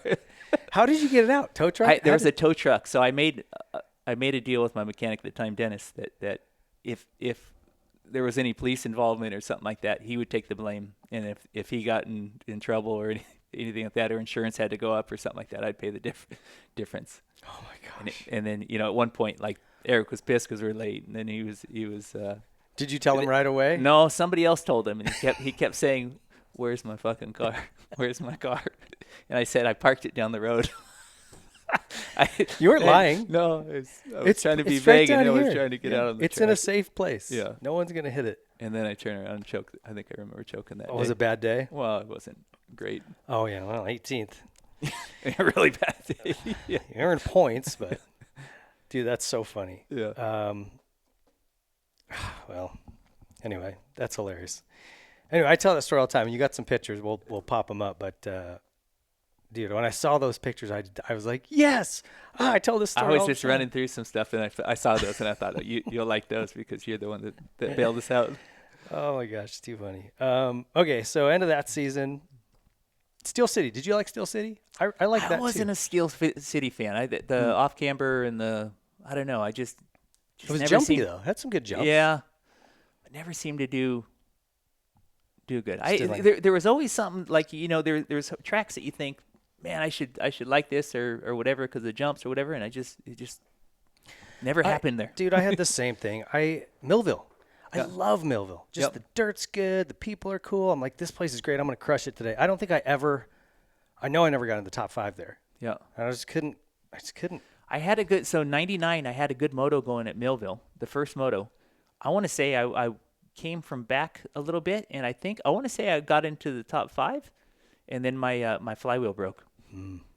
And so I actually have photos at home of me pushing That's the bike. rare. You guys didn't have a lot of DNFs those years, did you? No. Yeah. It was the rivets. So it was the big magnet, and then I ran a heavier flywheel than it was like the big metal plate, and it was riveted around, and it sheared the rivets. Do you know what I remember about those bikes? Maybe other teams had done it, but I'd never noticed the little holographic dragon head. Yep. Dude, when you guys if the light caught it right, or especially at stadium lights, it looks so cool, man. Yeah. God, those bikes were cool looking. And the gear, just like that 99, 2000, I think especially 99, but those 2 years, man, they were good. Yeah. So, okay, end of the season, you're really close to winning the championship. Had a pretty good outdoor season other than the Washougal car crash incident. Yep. Signed a good deal going into 2000? So actually, there was no deal from Yamaha of Troy. No offer, no. Pretty much nothing. I was talking to Honda a little bit. I thought Suzuki maybe would have been an option. I think that was the year Buckley was coming. Oh. And they were. That's right. And they, Oh, so you went to FMF Honda that year? I went to FMF Honda right. 2000. Okay. Yeah. I mean, unfortunately, the difference in motor package between the two bikes. I mean, the Honda always handled good. I mean, you can't deny that. But that motor was tough to ride at best.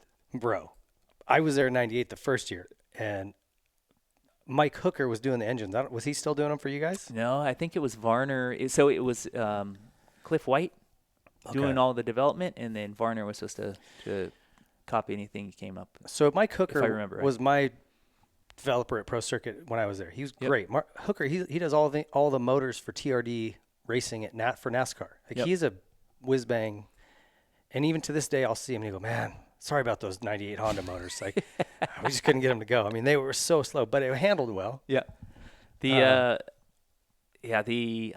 think I remember too. They remember the older Hondas had the kind of the guillotine type power valves or whatever, and then the 2000 bike came with the completely different power valve system. Okay.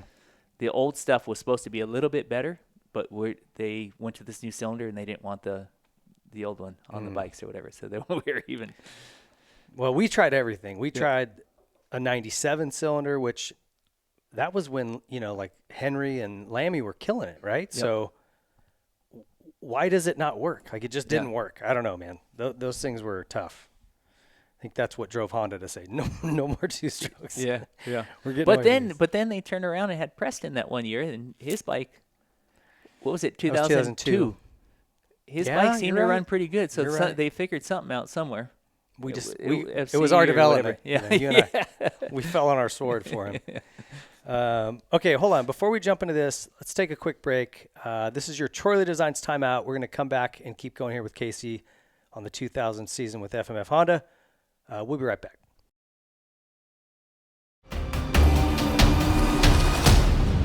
Dedication to progression to the future of the sport.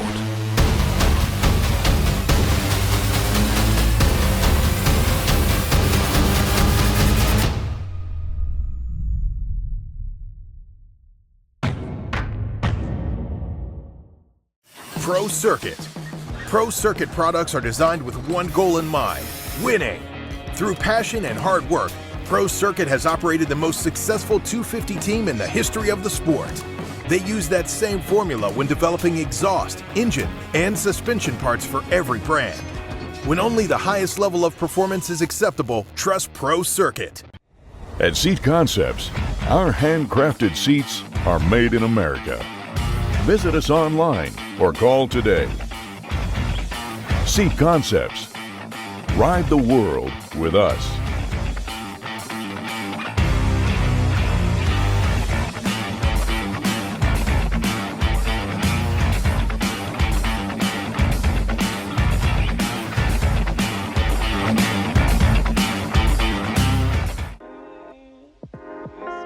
Something from nothing. That's what Nihilo Concepts is about. It starts with a spark, an idea, a concept, which leads to a design, and finishes with engineered excellence with the highest quality products created with durability in mind.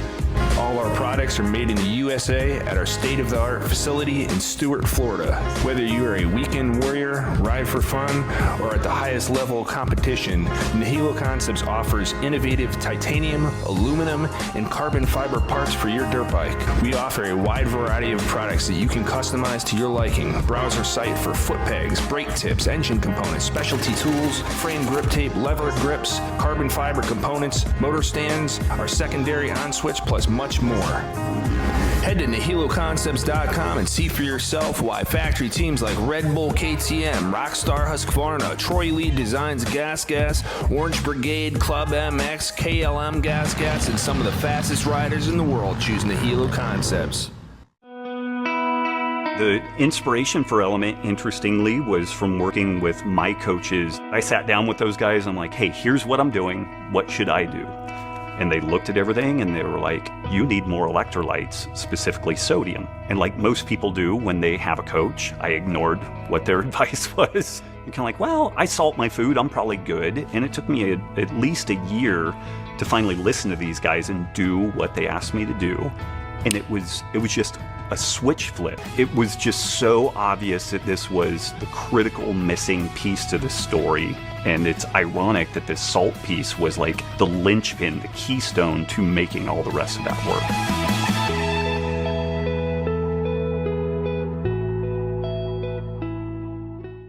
Arc levers are the most durable and reliable on the market. They have the most premier class championships of any aftermarket lever.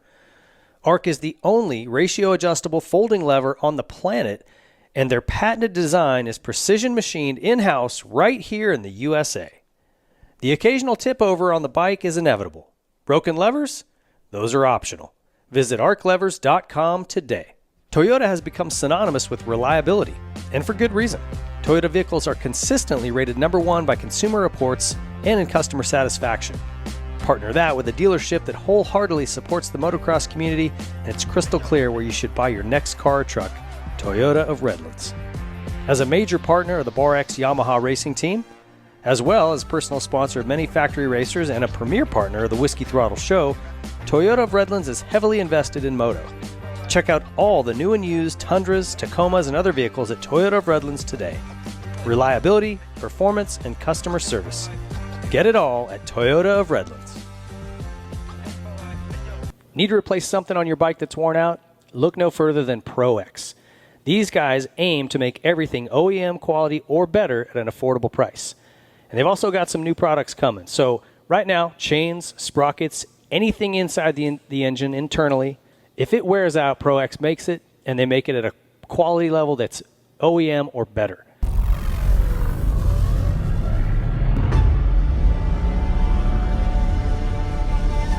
The Specialized Science Club introduces the Levo 4, an electric mountain bike so advanced it borders on sorcery. Together, you and the Levo 4 become a harmonious hybrid of organic and synthetic. It's a rider-enhancing machine that transforms you into a cycling cyborg. 720 watts of power and 111 Newton meters of torque, amplifying your mortal muscles, allowing you to bend space and time to your will. All channeled through futuristic suspension, with honed geometry, granting super control while traversing extreme terrain at hyper speed. With supernatural power delivery, you'll have super traction to conquer climbs where others spin out. And you'll tire, if at all, before the bike does, thanks to the Levo 4's super range. Every good podcast show has got to have an underwear sponsor, right? Well, we went right to the top, Ethica. These guys make the best underwear. If you haven't tried a pair, you don't know what you're missing. Your life hasn't even started yet. So try a pair of Ethicas on. Go to Ethica.com, use our code WHISKEY20, get you 20% off, and give all of your nether regions a break, man. It's vacation time for the boys. These things are comfortable. You're riding, your butt's not going to get all chafed. These things are awesome. And guess what? They don't just make underwear, no. Tees, hats, beanies, sweatshirts, shorts for kids, ladies, toddlers, old people, everybody, you name it. They make them. You know what else they make? Moto gloves. I didn't even know that. I just found it out. So get over to Ethica.com. Check them out. These guys are awesome. Whiskey20. Use our code. Don't cheat me now. Get 20% off and put your buns in the best undies around. Ethica.com.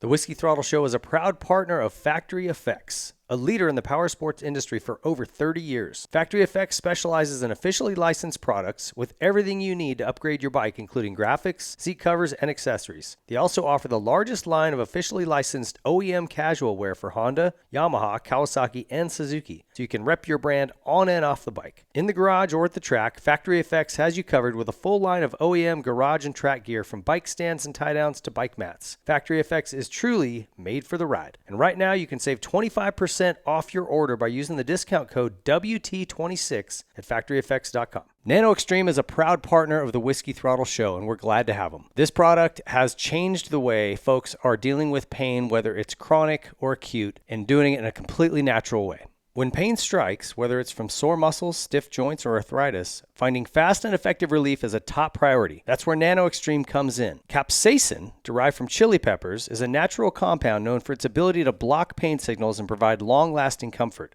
Whether you're suffering from arthritis, joint pain, or muscle pain, capsaicin cream works by desensitizing pain receptors in the affected area, giving you targeted relief where you need it most. Consistent application can lead to better joint function, less muscle soreness, and improve overall comfort in your arthritis, making it a must-have for anyone dealing with chronic pain. So stop living in pain or taking regular NSAIDs and other anti-inflammatories that aren't good for you. Get Nano Extreme and stop the pain. The Whiskey Throttle Show is proud to partner with El Jefe Energy. Whether we're throwing a leg over a bike to go riding or covering Supercross races and nationals, El Jefe keeps us firing. Early mornings at the track, long motos, or late nights wrenching in the garage, El Jefe brings the goods and 200 milligrams of caffeine to the party. Visit eljefe.com to check out all the flavors they have available, or go to your local convenience store and pick up a can. El Jefe Energy is fuel for the fearless.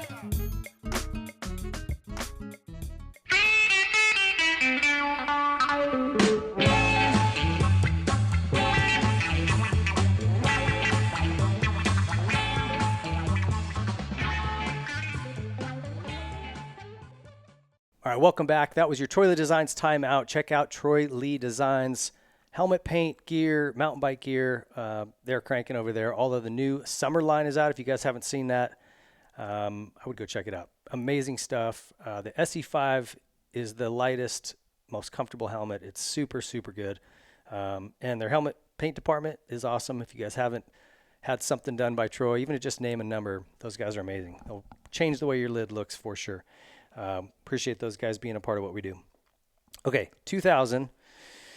So that bike was really just kind of rough, but in the right conditions, it would work though. You know, like if it was a track that didn't need a lot of motor, like you said, they handled really well, and you got a sticking win out of it. So. Starts were tough, like especially coming off the bike, the Yamaha from the previous year. You had to go back to first for the starts, and I want to say the first round, I think I choked. That wasn't the round that we connected in the first corner. No, that was A2. Okay, A2. Yeah. So the first round I didn't do well.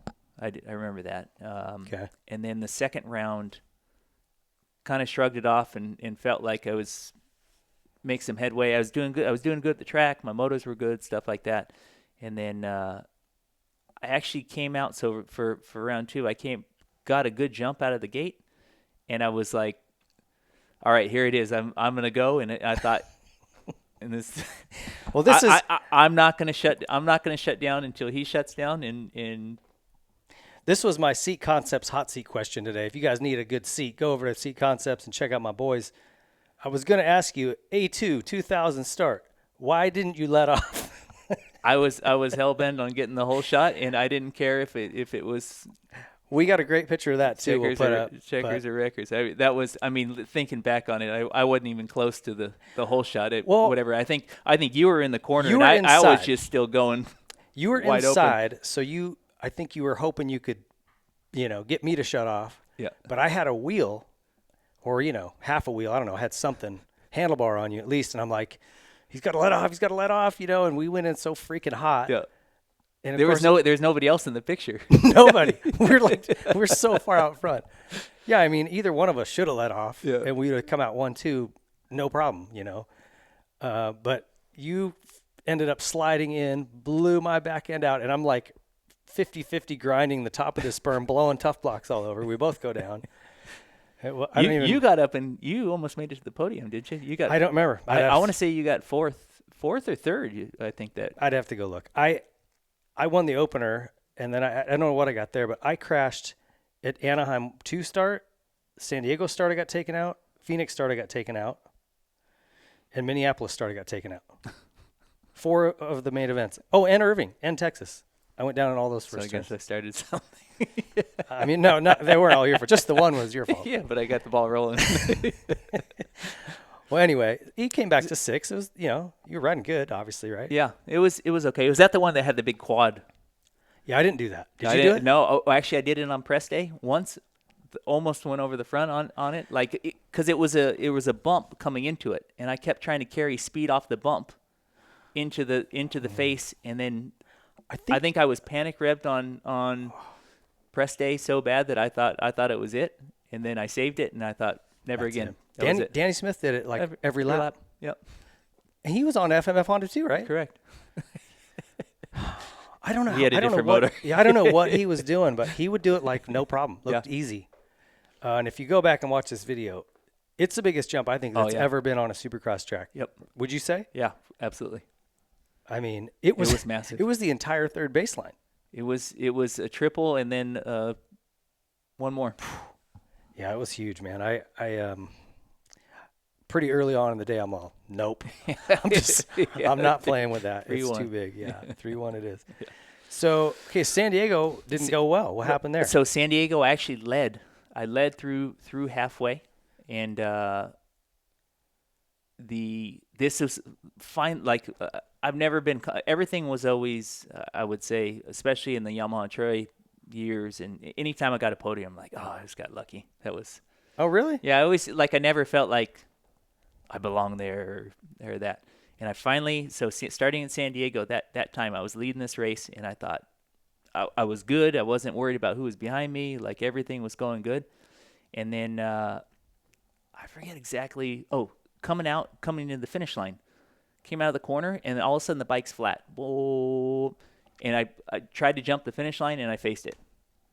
Bounced, and I'm like, what the fuck?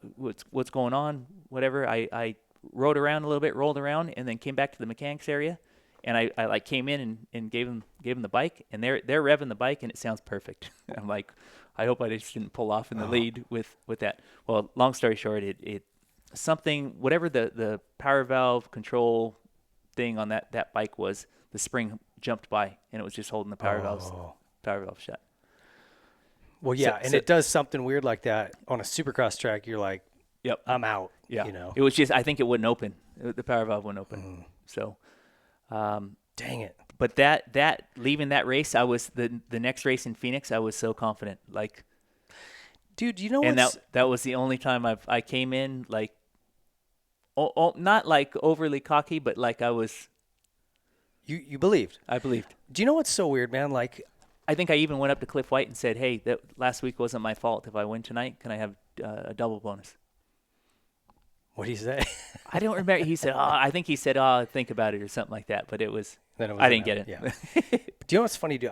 I'm telling you, pretty much everybody, with the exception of this, like the Carmichaels or whatever, even Dungy though, like I've had so many guys, elite guys, sit here and say, yeah, man, I just would have looked down the line and be like, oh, he's going fast. Like everybody had struggled with confidence. Yeah. You know, like you coming off a Yamaha of Troy season where you were second pretty much every weekend. And you're like, yeah, I don't know. I don't belong up here. I don't, you know. It's like, how? Bro, you literally almost won the title. But it's like this sport just, man, day to day your confidence can, you know, you get up and have a bad breakfast. Oh, I flipped my egg and broke the yolk. You know, damn it. My confidence is down. Yeah. It's like you'd almost think we're a bunch of weak-minded people, but I just think the sport is so gnarly. It's hard to get that belief and keep it, you know? Yeah. I think that's what's special about guys like Chad Reed. They just mentally he could be crappy in time practice, do bad in his heat, and he's just like, I'm winning this main. Yep. You know, he's like, how are you saying that? But that's a skill or a gift, and it's hard to get. You know what I mean? Yeah, I agree. Yeah, I wish there was a way if I could freaking bottle confidence, I'd be so rich. Yeah. Right? Yeah. Just on guys in this sport alone. Okay, so take me into Phoenix. Yeah, you go in confident. Yeah, it was like everything was, no problem. And I don't remember like heat race wise what I did or anything like that. But I want to say in the main event, I started 5th or 7th or something like that, and just picked off one by one and got in the lead. And I mean, who else was up there? Because it didn't Schnell or Volant. Somebody crashed real bad there. Schnell had won San Diego. He did? Yep. Okay. And I think that was his first win, maybe. And then I want to say, didn't Preston lead? Man, I can't remember. I thought maybe Voland was up front, and then maybe it was either Voland or Schnell had a big crash in Phoenix. Maybe. I don't recall exactly, but we're normally like halfway through the race. I start thinking, where's somebody, whatever. The whole, like halfway through the race, I'm thinking, I'm going to throw the biggest whip off the finish line. Yeah. Line. See? Like it was like a whole different. So what was different? Why couldn't you duplicate that in Houston? I don't know. Oh, so Houston, we got to Houston. They came up, they made this new throttle or carburetor for Houston, and we didn't try it before Houston. And we stuck it on. For Houston, and there was benefits. It was for sure better. The problem was it kept having a pop and a bog.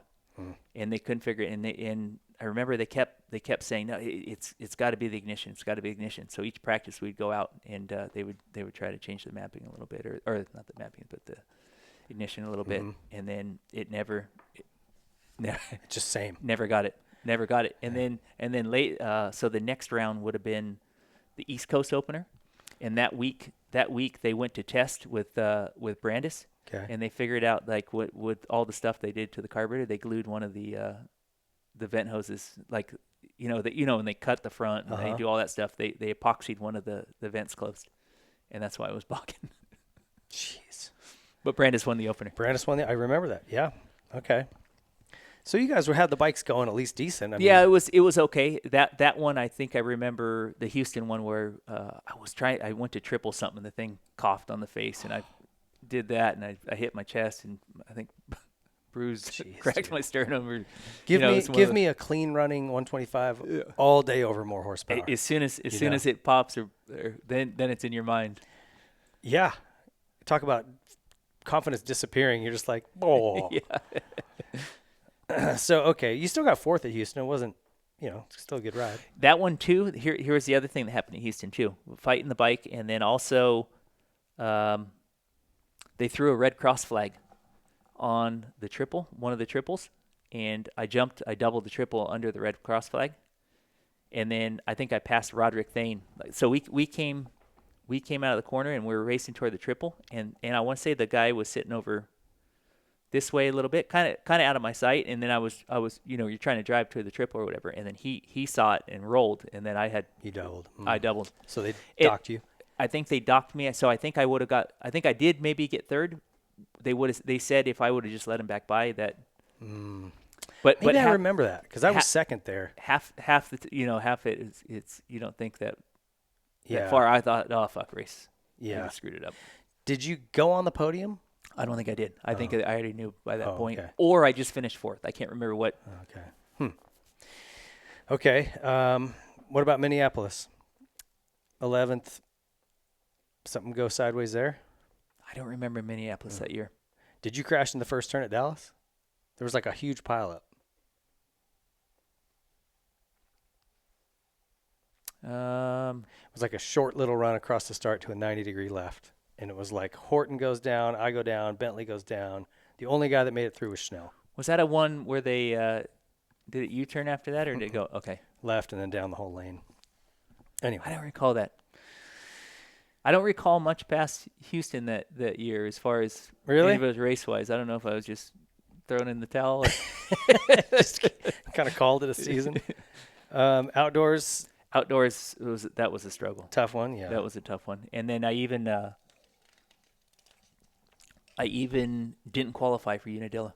Oh, really? Yep. So I think the race before was a mud race, and I had pulled a bunch of water and stuff in, messed up the cylinder. They were supposed to make a new one, send it back to the race.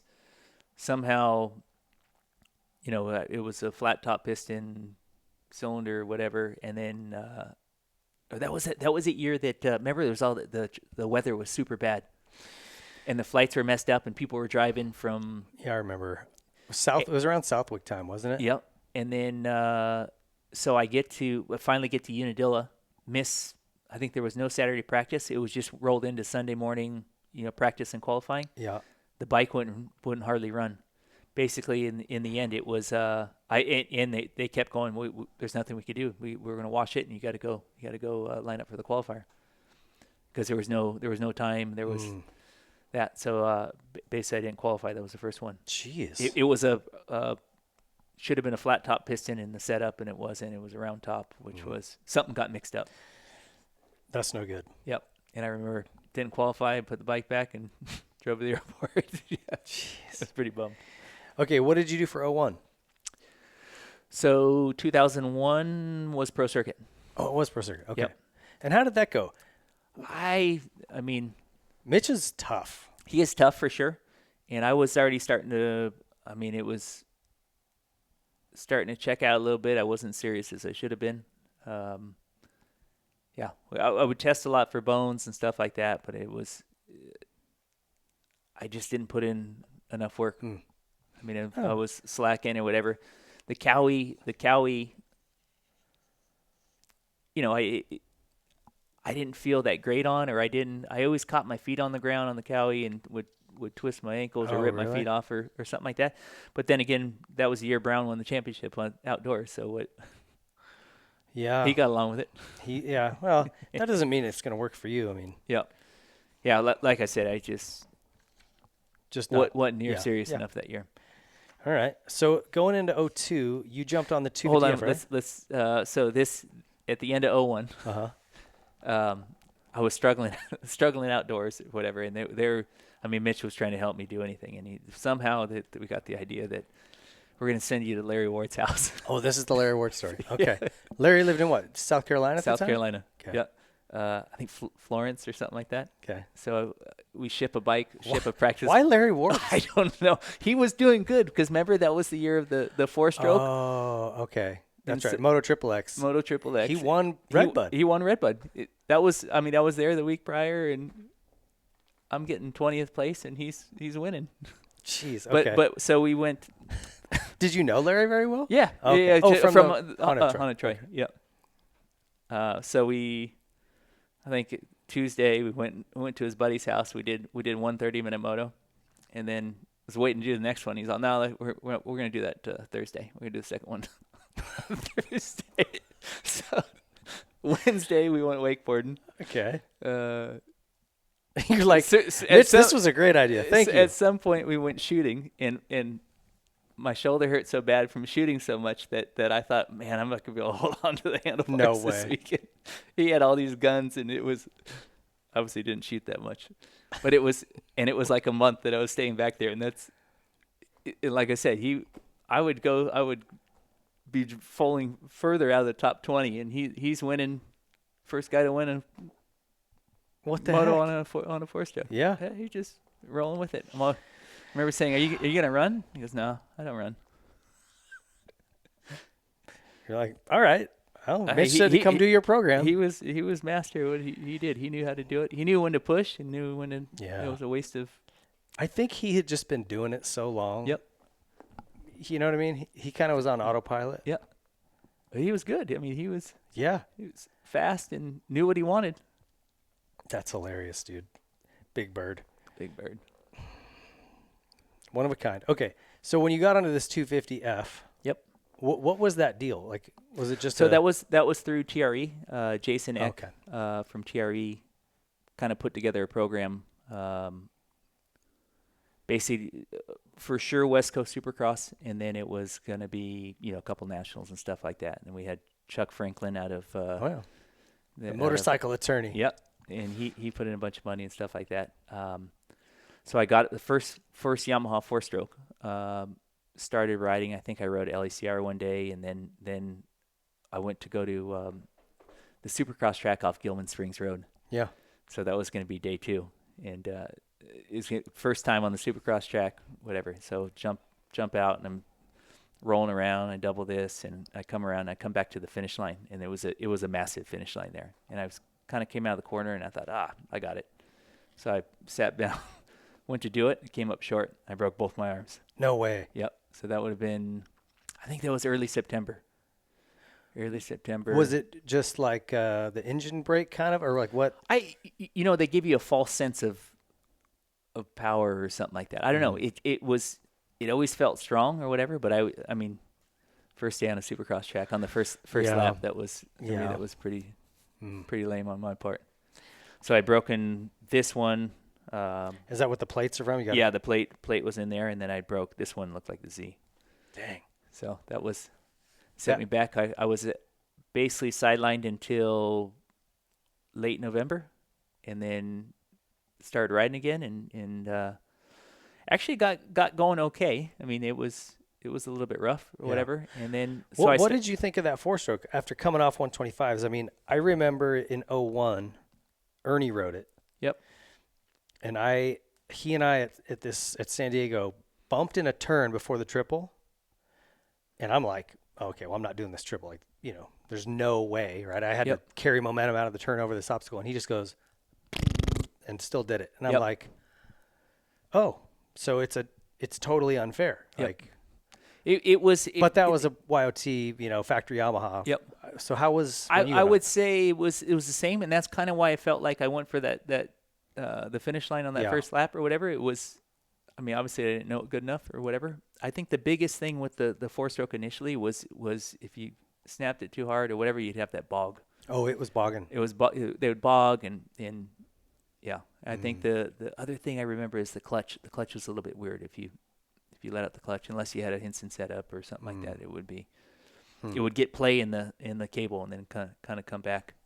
Oh. You had to get used to. I think you had to get used to on the use the clutch as little as possible or whatever, or just if you did. But as far as whoops and stuff like that, you could shift a couple gears high and go. Yeah. But that year or so, it was race bike was decent, and I forget the first couple rounds, but the third, I want to say Anaheim 2, I got a fourth. Yeah. Which was like, I was blown away. Like I was like, okay, here, coming back now. Yeah. Yeah. I remember seeing you that night. Yeah. You look good on that thing. Let's see, OT right and here. that one too, I'd already started struggling a little bit. I was working at the car auctions as a ringman. At that point, I worked a couple days a week. And how'd you get into that? So my friend Kenny that I grew up racing with, he married into a family that was a bunch of auctioneers, car auction people, and they love moto and riding and stuff like that, and they kind of took me under their wing. So what were you doing? I was a ringman, so basically a bid spotter. So basically you sit in front of the auctioneer or whatever, and then if you see somebody like wink or he'll like kind of look at you and nod and stuff like that, you just go, yep. Just real loud. So because he's trying to look at everything or whatever. So yeah. Huh, that's cool. So okay, so yeah, that makes it tough. Anytime like I hear of a guy who's working a job and then also trying to race, I'm like, good luck, man. It's tough. Like it's hard enough when you're fully focused. It was usually down this way. There was like Riverside and Fontana and some of those ones. So I usually bring my bike and then try to go ride. Yeah. When that let out. So no, you ended up doing a couple nationals. Yep. But then summer, were you just working? Yep. Went to work and I think it was only I think Glen Helen Hangtown, I think was that year. That was all that he would kind of decided we're going to do. Yeah. It never was going to be a whole you were season, probably stuff like that. No sweat. Yeah. Let's just take that off. And I think at that point I was like, man, I don't know if I still want to do this or not or whatever. I kind of took the summer off and then late that year I thought I want to do 250s for 23. Oh, okay. So I did 250 two-stroke. Two-stroke. Yep. What brand? It was Yamaha. Okay. I thought maybe getting back to a Yamaha that I had good success on or whatever, that would. And how did that maybe go? Stir it up.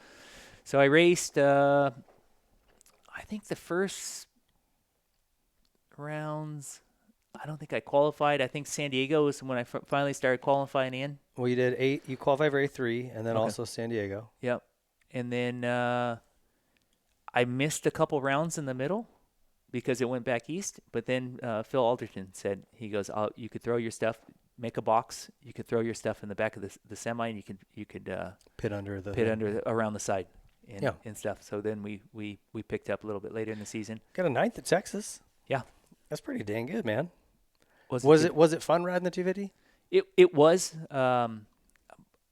I was for sure out of shape then. Like I was really trying to work and do that kind of stuff, and it wasn't easy doing that. And I was further off than the year before or stuff like that. Like that was 100% on my own with Dennis and that was my mechanic that came back to work for me for those he'd worked for me for a while, and then outdoors of 2000 he stepped back. He had a kid, and Clinton Berry came in and finished the year, or actually Darren Sorensen, I'm sorry. Oh, rookie. Yep. Okay. And then and then he came back and helped me those kind of final 2 years. And then you did, and then this was at the end of this year's when you took the KTM job, yeah? Yes. So basically, I got I made it through that year. I don't think I did any outdoors that year on 250. Actually, I'm pretty sure I didn't because I had no interest in doing that. And then started. I got the plate out of my arm, and then because that would bother me a little bit, and I started racing RC cars. Oh yeah, like locally, just for fun, just something to do. And I remember going to the RC track, and Larry called me. Larry called me and said, "Hey, we need a test guy here at KTM, and you interested in that?" So, yeah, I mean that's. I feel like that's pretty commonplace now, where each team kind of has a test guy. Yep. But that was pretty early for that. Definitely. I'm trying to think back, but I'm like, I don't remember a lot of the teams having a test rider. And I think it was early on in KTM, and and he knew there was going to be a lot of work to do, and PDS and that sort of thing. And I mean, there would be, really starting at KTM, we there was a lot of test days. There's a lot of test days in the whoops and a lot of test days. I mean, we made a lot of progress. Yeah. Well, and I mean, I was one of the crash test dummies, dude. We had PDS on the bikes I raced. Yep. And they would work good in certain conditions. Yep. Like your guys' off-road bikes still have feel them, like right? it. Yeah. They're like the EXCs and stuff like that still has it, and it's come even a long way. Since then, they figured out geometries and stuff like that. But it always had a real nice, like, dead feel. If you're off-road and hitting roots and rocks, like, it just, it wouldn't react. It was, like, boom, Felt like early on so you had a choice. Either you wanted it soft enough to be compliant, and if you ever seat bounce something real hard, you'd know how soft it was. Mm-hmm. Or you had it so stiff, so when you seat bounce something, you had some reserve, and it would felt beat you. every little thing. Yep. Yeah. That's basically in the 2001 2 days. That's how I had to run it in Supercross. Like, so when the whoops got really slick, I was just skating. Yep. If there was grip and tacky, if you sent it, whatever it was, the faster you went, the better it was. Yeah. So you were working on which bikes? We would do 250. So immediately we would do 250 two-stroke. Because well, you didn't working on 04. So I started in August of 03. Is my official start date at KTM. Okay. Actually moved down to Canyon Lake. Finally, and then went to town and we did a lot of 250 stuff first, because I think Langston was racing it in 2004. There was a lot of stuff with they had done electric power valve on that thing, so there was a lot of durability on that. Okay. And then, what was your thoughts on that 250? Because GL jokes a lot about, he calls it the jackhammer. Like, he went to a doctor about his wrists. He had some wrist issue, and the doctor's like, "Do you operate like heavy equipment or something?" And he goes, "Well, yeah, basically, I work a jackhammer all day." He didn't love that 250. No, I think it was a handful. It threw him a couple times. I remember. I can't. Was it Phoenix or whatever? He shot over a berm, like bad. It was pretty. He had some highlight reels. But he would ride the heck out of it up until that point. Yeah, he would be going. GL was gnarly. Yeah, and then Larry, he's wide open. That's nonstop push. We tested everything for that. We tested with everybody, everything. Was he was not scared. Race team manager then? He was race team manager. Yeah. Yep. I think he came over with the whole Jeremy program, and then after that whole thing kind of dissolved, and he stepped into. Okay, gotcha. I think Larry's the best team manager in the sport. Would you agree with that? Yeah, I mean he's motivated, and he's not scared. He would never be scared to if he didn't think you were saying what he thought you should be, he would jump on the bike and go do it himself for day two, or not even necessarily that day. He would go take it on the weekend or something like that. And go I just always like how he's got his guys back 100%. He's motivated. There's nothing he won't do. Yep. Right. But like, he'll argue for his guys. If he would fight, if it came down to that, he's the first guy in swinging. If that's what it came down to, you know what I mean? Not that he's a brawler, but I'm just saying, like, whatever it takes. Yep. Like, that's his mentality. Whatever it takes. Yeah, and it works. I mean, shoot, look what he's doing with Roxon right now. In that team, that's crazy. Yep. So I think we at KTM at one point we're testing some fuel that was $100 and something a gallon or whatever. It was whatever. I mean, if it showed a little bit of potential, let's try it. Let's try it. Yeah. Leave no stone unturned. Yep. And, you guys made a lot of progress through those years. I'm trying to think, like, when did Hanny come on? It was either was it 05 maybe? I don't know, ish, but, like, yep. Your guys' bikes were good, Ramsey and Hanny. Yep. And yep. I think we kept getting better. I mean, I could recall, Ramsey had a bunch of good races that year. The only thing it was hard starting, and he had thrown it away at one race and couldn't get it started for almost a lap. And I think that might have been, he won a bunch of other ones. Yeah. But, yeah, that was. Was there a bike that you, that stands out? Like, I remember riding the 200. They used it at the U.S. Open. I never rode a 200. Oh, you never got to ride it? Never got to ride it. It was really fun. Yeah. Sellers raced it at the U.S. Open, and I was living with them at the time, so I rode it a bit. But I hear a lot of good things about it. Dude, it was fun. Yeah. Oh, man. It, like, handled like a little bike, but had just, yeah, it was a really fun bike. I wish they'd have kept making it. Yeah. So what else? What else were you guys kind of working through there? And then you eventually went from test rider to coordinator. Yep. That was basically when Larry left. I think that's when he left for. Where did he go? He went to that Yamaha team. What was the L&M or? Yeah, it was. I think the start at L&M or. Yeah, because it was. Or San Manuel. I can't remember which came. It was first. L&M, and then I think it went. That became San Manuel. Yeah. Okay. So he left. You took that.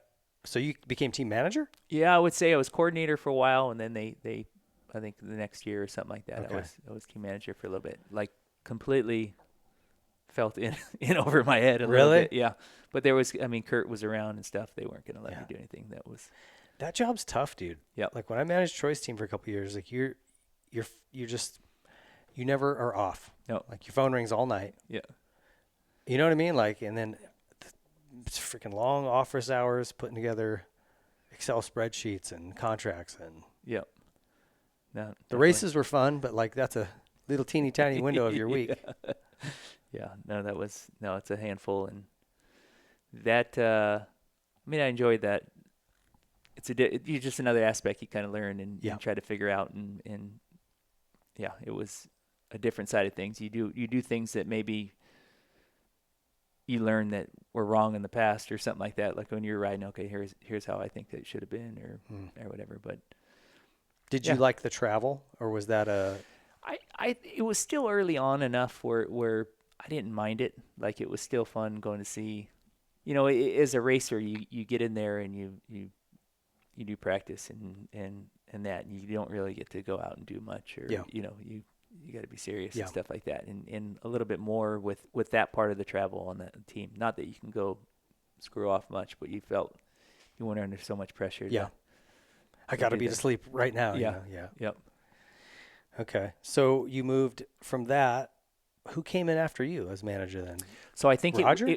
Technically yes, but I would say ultimately, originally it was 2008 or 2009 when everything kind of took a downturn, and then they subbed it out to MDK, and then that I was kind of like the point man at KTM for them, whatever they needed as far as that goes, parts and support and stuff like that, and then. MDK, after the MDK thing, then they brought it back in-house, and that was the Jägermeister thing. So somewhere in there, it might have stopped altogether for a little bit, and I got stuck in I got stuck in customer service. So they oh, really? Yeah, they just... answering phones and no, stuff? No, it was more like a West Coast customer service manager for, just kind of taking care of all the problems and overseeing the reconditioning of the demo bikes and stuff like that. And then they were going to pull the team back in again after the whole MDK thing. And then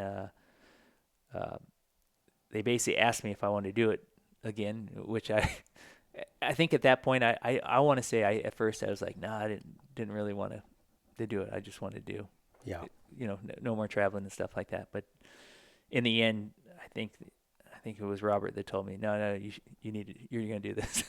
Oh, really? Robert who? Pierce. Oh, okay. I think I remember because that's who I was working for in customer service. And then so I went back out again, and that's when we're the Jägermeister team with Alessi and Tommy Searle. Okay. FMF, the 250 side was FMF, and the 450 side was Jägermeister. That. Yeah. And that was when the 350 came around, and we started that. And then from there, I think we were 2 years. It was either 1 or 2 years, and then that's when they brought Roger in. Okay. Yeah, and that was the smartest thing they could have ever done. I mean, yep. I will say this, like, I don't feel like, people give Roger all this credit for being this, like, guru. I don't know that he helped riders much. I don't think he was really good at helping riders a lot with things. Maybe I'm wrong. I'm just my experience when I rode for Suzuki and he was there. But he has so much horsepower in the industry. If he calls Austria or he called Suzuki Japan and went, this is what we need. This is the budget we need. We have to have this, this, and this, and we'll win. Yep. And they would listen to him. Like he just demanded. We needed a linkage. That linkage came. We needed everything that came along with it. And then if you put a linkage on, I could get Dungy over here, or we can get a top rider. And I mean, you did. It's exactly what happened. Yeah. No, I mean, I think, I don't know what you'd even call that. Just clout, where he can just make things happen. Yep. And he's a hard worker. Oh yeah. Dude is still, he's got to be 80. And he's still, every time I go through the shop, he's in the, he was milling there when I room. left. Was he? Yeah. Just making a part or something on the lathe. You're like, all right. Yeah. But he changed the course of direction for KTM as far as, Yep. I don't know where Absolutely. they'd be without him. Yep. I agree. Not where they are now. You know what I'm saying? Okay. So it would definitely been a different path for sure. Yeah. Which is, it's odd because they were like doing good in Europe. Yep. But for some reason it wasn't translating over here at first as much. I always feel like they try to do, it's not cookie cutter. What works in Europe works here. Like I feel like it's a little bit different. Yeah. Supercross, especially. Yep. Totally. And the what Europe thinks of KTM is different than what America thinks of KTM back then. As far as that goes. Yeah, for sure. So so then Roger comes in. Yep. And you get moved where? So basically, I was back to team coordinator again. Okay. And then I worked with him and Ian, just doing whatever. I think I set up a parts room. There was all sorts of changes happening where they wanted their own parts for the race team and stuff like that. But then it was going to be a live inventory room or whatever. We didn't really have systems to set it up, so I figured out how to make Excel program and stuff where it was like an inventory control set up and did stuff like that, and then we go and then we would go to the races on the weekend and stuff. So eventually we got a proper scanning system and did all that, but it was always, you got them up to speed. All right. Right. So then when did you dive into the role you're in now? So 2000, I think I worked under Roger 2012, and I think it was 2013. I think it was 2 years. Okay. And then from there, the position opened in, I think Raglan had been there. He had left. There was kind of an opening there, and it stayed open for about a year. I think it was just Jared and Scott that were doing R&D at KTM, and then there was an opening there, so I moved over to that side. And did you want to do that? Did they? Yeah, I think for me it was, I was done travel. The travel was enough. I'd seen everything. There's certain guys like Roger that can still do it to this day, and I was like, I mean, literally, you take your clothes out, you wash them, and you put them back in the bag, and it was the hardest part for me, man. Like, I just couldn't do it anymore. I'm like, I hate it. Yep. I'm miserable when I got to go, do the whole routine. So I get that. Was this job exciting for you? I mean, like, it's kind of cool be working on stuff that's coming and. Yeah. So even when I first started on the race team, when they first were doing that, is when they were developing that 4-stroke. So I came over, and probably within 3 or 4 months or whatever, I had gone to Austria for the early development of the 250F that they were doing. And got to know a lot of the guys over there and stuff from that kind of development stuff. So coming back around to this, and there was times during the, on race team and stuff like that, I'd go over and test every now and then, certain Sure. new stuff, and so I had a good relationship with all the guys over there. So when this came in, I mean, it was just basically working with the same people again that I've spent time working with. So it wasn't looked forward to it. It's a good group. It's still a really good group. I really enjoy working with. Have you learned any German? A couple words. A couple words. It's funny. We just went over to Japan for this Honda thing, and Trey is their test rider for a lot of their stuff. He's picked up quite a bit of Japanese. Yeah. Pretty impressive. I'm like, man. You learn all the bad words and, and stuff like that. Yeah. And there's this other one. It's they call it. We run into it fair bit, and it's when something breaks and you got to report it back to them or whatever, and then you send them a picture of it, and then it comes back, and I think it's Nedlechten or something like that. And what that means is that's not the latest part. Like basically, there's an updated part. That's the old part. Sorry. Okay. And you're like, you don't have the latest version of that part. Nedlechten. That's funny. Is there somewhere at KTM like a position you'd like to get to? Are you pretty happy where you're at? I think I'm happy where I'm at. Yeah. I mean, there's no. I mean.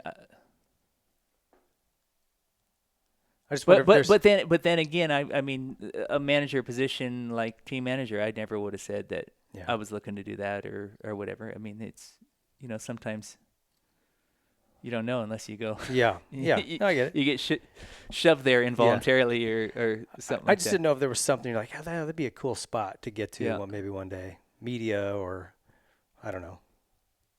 Mowing, because Moen just retired, right? Yeah, Moen. Yeah, I mean, that would be maybe media, but I like a little bit more fast-paced, like stuff. Yeah. Constantly flying and. Yeah. Do you get to work on all the models, or what's your kind of? So I basically oversee the entire department. We since I've been here, I think it was like 2000. I think it was 17. We started doing street stuff too. Adventure, let's say adventure stuff. Okay. We hired Quinn Cody, and then we did a lot of like Adventure R stuff. We developed the 790R. Not so much development, but made sure it worked for our application. Yeah. Like we want it to work on our trails and put it through the tests of making sure it's not going to break and stuff. Because Quinn Cody's the guy. Yeah. What they think of as an adventure is going down a dirt road and stuff like that. What we do here is, we go single in track, the desert, single track and stuff like that. And it actually turned out to be a really capable bike. We're still doing, there's a lot of, from the street side, there's a lot of projects. So, 390R, there's, So you guys go do track days on those? Not so much track days, but we'll go. So we have actually 3 loops out of KTM, 3 durability loops. So there's a guy, they have every one of them recorded. Okay. They're about 250 kilometers a piece, and they're about 80% dirt. Oh. So there's every day they'll go to they'll send a bike over and they'll go to 12,000 kilometers or whatever. So you just ride it, and we have a guy we hire in. We try to hire. We get a couple guys that they can go follow each other, and they got to do one of those 3 loops every day. Every day, except Friday. Usually Friday, you look over the bike and stuff like that. What does it take them to do that kind of mileage? I think it's it's either 10 weeks or 12 weeks. 10 to 12 weeks. But how many hours a day? It's about 6 or 7 on the bike.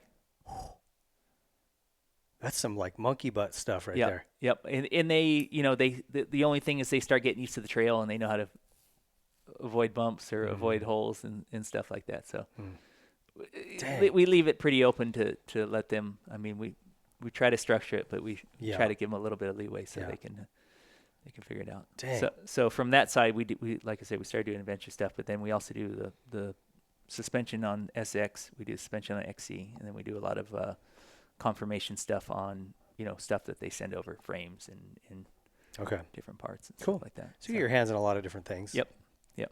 And we're not just focused on it's pretty wide. Yeah. Wide range, so it's always interesting. Yeah, and it's tough, right? You need a suspension setup that works for a 200-pound guy, a 150-pound guy, expert, novice. Like, you're trying to find something that everybody can ride. It's difficult. Yep. Try to keep everybody happy and figure out what the best way is. And then one other thing on the street side is they started doing a test over here. It was usually in August. Okay. And they would go between Death Valley and up by Bishop. There's a really high peak. Oh, yeah. Is it White Mountain? Yeah, it's between Death Valley and Bishop, right? Yep. So basically they would go, stay in a hotel in Bishop or somewhere around there. And then they would, one day they would run down because Death Valley is minus 200 feet or something below sea level. And then they can go to... It's the second highest point in California, I think, right? 10,000 or 11,000 feet or whatever. And basically they would double check mapping and like put it in real world stuff and not. That's pretty cool. Yeah. I wanted to ask you something about one of the most interesting pieces of the trip. I just went to Japan. We're talking to one of the top engineers there. Like, this is a guy that at HRC that, the main dude. And we're just getting to chat with him and ask him questions. And I said, hey, do you think we're going to be like, do you think motocross is going to end up going electric? And he didn't hesitate. He didn't think about it. He looked at me and went, yes. And I was like, oh, like I was kind of surprised. I thought, wow, you don't even want to think about that for a minute or go, well, maybe. Like, he was just yes. And I was like, oh. And I said, well, like how soon? Like, what do you think? And he goes, depends, but maybe 5 to 10 years. And I was like, just depends on battery technology, right? And he goes, yes. I like, to me, of all of the things we did and saw, that to me is just stuck with me. I'm like, oh, like, it's coming. That is the goal. And, those guys have a lot of horsepower. Usually they kind of lead the way with wherever it goes, for better or worse. What do you think about that, dude? Like, do you... I don't know if I agree with that completely, or maybe I'm hopeful. I know. I think a lot of people... I mean, listen, we post anything electric, and I almost have to shut the comments off because people hate it. I mean, it is for some people, for sure. I think, depends if this new crop that comes off of Surrons and that kind of thing, if that's the only way I could see it shift, is our group kind of gets us old farts aged out. Yeah. Yep. And then that comes in and does it. But going to the track and testing and stuff like that, you see him occasionally and lugging around these big generators and stuff like that, and I just doesn't seem like even like watching. I don't watch F1 a lot, but like this year, it sounds like it's a shit show. It's a mess, and they need to go back to combustion engine. Or you kind of get the Verstappen interviews where he's pretty brutally honest, and I just. Are you an F1 fan? I do watch it sometimes, but I haven't been watching it enough this year. I try to stay current on it, but not. My favorite guy, go to YouTube and look up rocket-powered Mohawk. Have you ever heard of this guy? No. I'll send you a link. He's the funniest stinking guy you've ever seen. He's great. Okay. He's the only reason I like F1 is because of this guy. But yeah, it's – and I think what this guy – if I'm reading between the lines right, it's like lithium ion is not the answer. It's too long to charge, doesn't have a long enough life, too heavy. There's something else coming. I don't know what that is. I don't even know if they know what it is. Yep. But I think they have everything kind of ready for whenever they can drop in this new technology for the battery. Yep. Then it's on. And I don't know what that is, but the performance, I think, like even Trey said when he tested that, he goes, it's really good. Yep. Like, it's just. And my problem is when I ride them, I'm just constantly looking at the battery going, I'm already down to 70. Oh, I'm at 50. I'm 40. I've only got a few more minutes. Like, I get anxiety because I know I'm going to have to sit for an hour or whatever, But I just didn't know what. I think there's a time and a place as of what I see right now, but I don't think it's. I don't think the E50s are taking over, or the 50 class or something like that. But yeah, I'm just curious to, like I said, it kind of when he said that so quickly, I was like, oh, all right. I expected him and to then at least the other give thing, me a little I guess hem and it's haw. like from the automotive side too, that everybody jumped in head first on Ford or some of those ones. They're not selling any of them. Yeah, now they're writing off losses in the billions. I know. Tooling back the other way. I know. And I have an electric car. I mean, it's I don't dislike the thing. There's a time and a place for it, but it's not I don't think it's going to replace at this point. I don't either. I just curious, and I don't expect you to tell me what you guys. I know you have the free ride, so you guys have dabbled with it, but I'm just curious what your thoughts were, because I was pretty surprised by that answer. Yeah.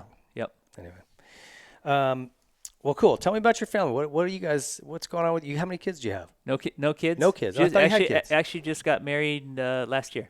Oh, you did? Yeah. Just I've been with Annie for. Oh, I was gonna say you guys have been together for a long, long time. 16 years or something like that. It was, we just went to a place and just got officially married and stuff like that. I mean, she didn't really care. It was more, I was doing a will, and then we've always talked about someday we'll get married or something like that. But then when I was doing it, I thought, well, if I'm going to do this will right now, if we're going to get married, let's just go get married, because then I have to change everything or something like that. Like, it was just to make sure that if anything happens to me, that what do you guys like to do? We tried to have kids and didn't really pan out and stuff like that. And then now it'd be tough at 47 or 48 to start. She's a couple years younger than me, but so right now I would say summertime. It's usually the river. We'll make some river trips. Still got some friends. Okay. Down there. I actually used to go to the river a lot during racing, like any off weekend or whatever, which wasn't right the best the best of ideas or definitely not in the 90s. Yeah, most of the people they're at Southwick prepping for the race the following week, and I was in Havasu. You were hydrating at the river? Yeah. I made a couple trips out, and it wasn't for me, man. Yeah. It's just too much. It's a lot for sure. But no, it's so we'll do that a little bit during the summer. My buddy has a boat, and I have a little stand-up jet ski or a Yamaha Superjet. But do you guys go out to? I think Bruce Murata tells me he sees you out in the desert a lot. Yes, Glamis. Yeah. So actually, I went to Glamis for the first time in end of 2015. Somebody took us. I bought one of those little YXZ 1000s or whatever. Didn't really do like motorcycle stuff because it was I couldn't do anything without her. Yeah. Yeah, my wife. What's a YXZ? It's that little four-seater, or not four-seater, four-wheel, like sequential shifting, like little side-by-side. Okay. And then so I had that I actually only sold it probably 4 or 5 years ago, whatever. But we would go. I would say I'd probably spend 45 days out in Glamis. You do a lot. A lot. Yeah. Okay. So initially we'd go on the big weekends and stuff like that. So I would say in the last 5 years, we go whenever there's a big weekend, you go the next weekend, and it's like more perfect. Chill. Yep. I've only ever been to Glamis once. It was just for the day to ride. Yeah. I've never done like a weekend or looks fun, but I'm just like That's fun. I mean, it's something to do. We there's a storage place real close by to the dunes, 5 miles from the dunes or whatever. So we pay to store it there. Oh, okay. And then we'll just bring the dog to work on a Friday or something like that, and then we'll just bomb out there in the truck and hook up and do it, and it's fun. That's cool. Sometimes with people, sometimes a good chunk of time we're by ourselves. And do you have a motorhome or something, or what? No, just fifth wheel. Okay, like a toy hauler. Yeah. Okay. So you just leave all the stuff in there, and then you bring so some you food. Store that out there too. Yep. Okay. Fifth wheel stays out there with the side by side. Perfect. So it's usually we'll bring it. It's always weather dependent. You don't want to. I mean, if it's 90, it's too hot. So it's fall, right? Like fall, winter. Bring it out when it gets to 85, and bring it home when it starts. Getting up there. There you go. It's usually 80 when you bring it home, because by that time you're already over. Yeah, it's like the river's starting to look good. Yeah, it's already 100 at Havasu. Well, listen, a couple of things here. I want to remind you guys: use our code on any of our sponsors, WT26. If you're buying any of their things, it'll save you some money and looks good for us. And lastly, well, two things. our Rock Forum wrap-up question, this is kind of what we ask everybody, is how you want to be remembered in the sport.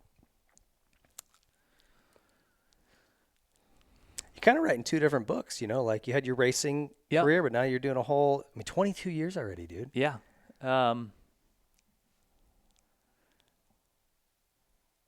From the racing side, maybe a good starter and a good jumper or whatever. I feel like that's And then from the R&D side, just an all-around hard worker, good. We try to keep it light and work hard. Yeah, as far as that goes. You guys always have a smile on your face every time I see you, and you are working hard. Guys are always grinding on something. Yeah. So. No, I think from the R&D side, our job is to try absolutely everything. When it gets good, keep going until it starts going the other way or whatever. That's our job. That's what we're paid to do. And have you learned things about bike setup, bike development, bike function that you're like, man, I wish I knew this when I was racing, like, because I could have set my bike up better? A little bit. I think from that aspect. It's hard to be a test rider and a racer because there's always the bike.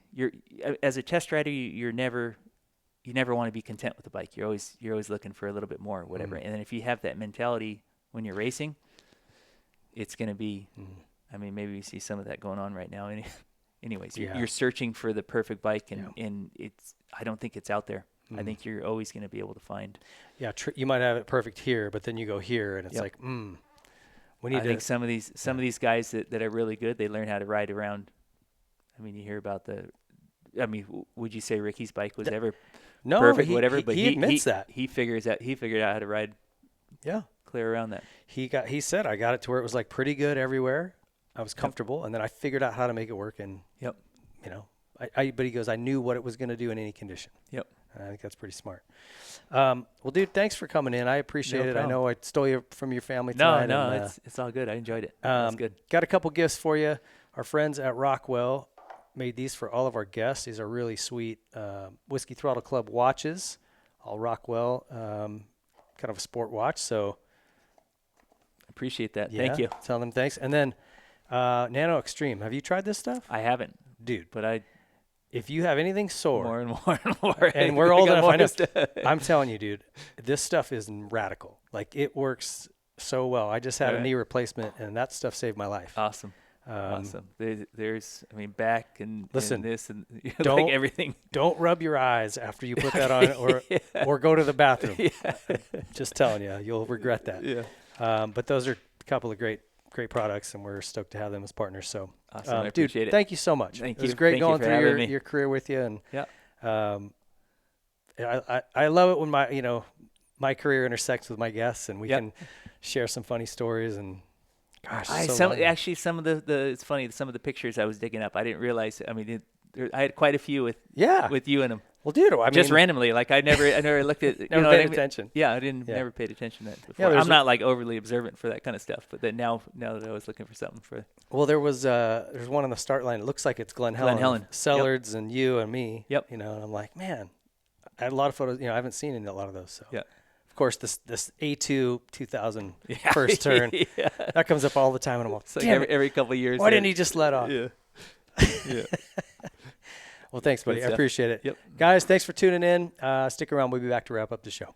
All right, guys, thanks for tuning in. I appreciate it. Huge thank you to Casey Lytle for taking the time to come in tonight.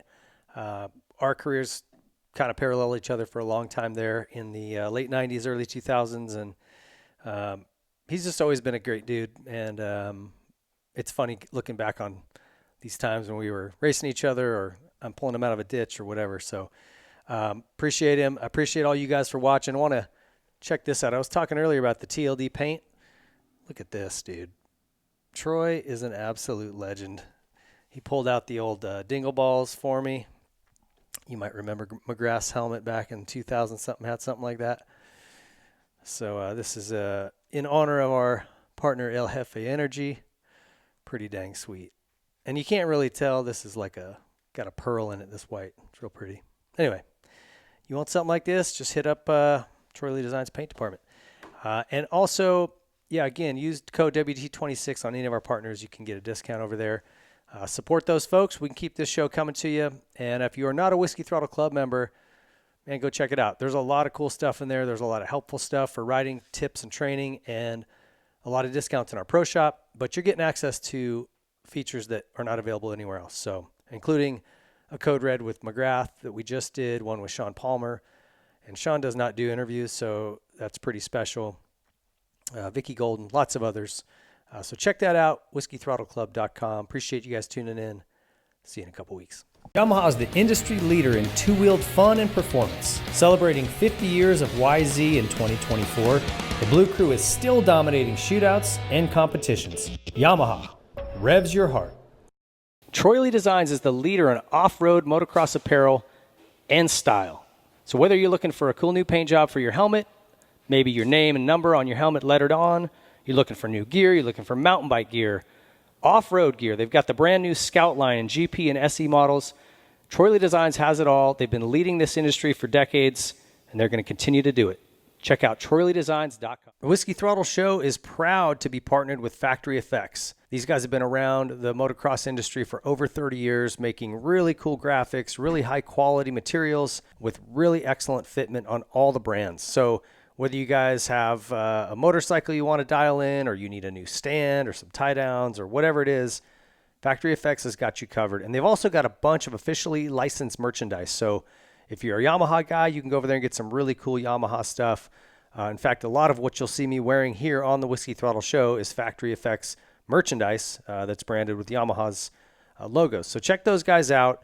Like I said, just a really cool company, and they've been around forever. These guys have been bleeding and sweating this sport for longer than a lot of people have been alive. So we're stoked to have them be a part of what we're doing, and they're giving us a really great deal for all of you guys, 25% off any order. All you've got to do is use our discount code, which is WT26.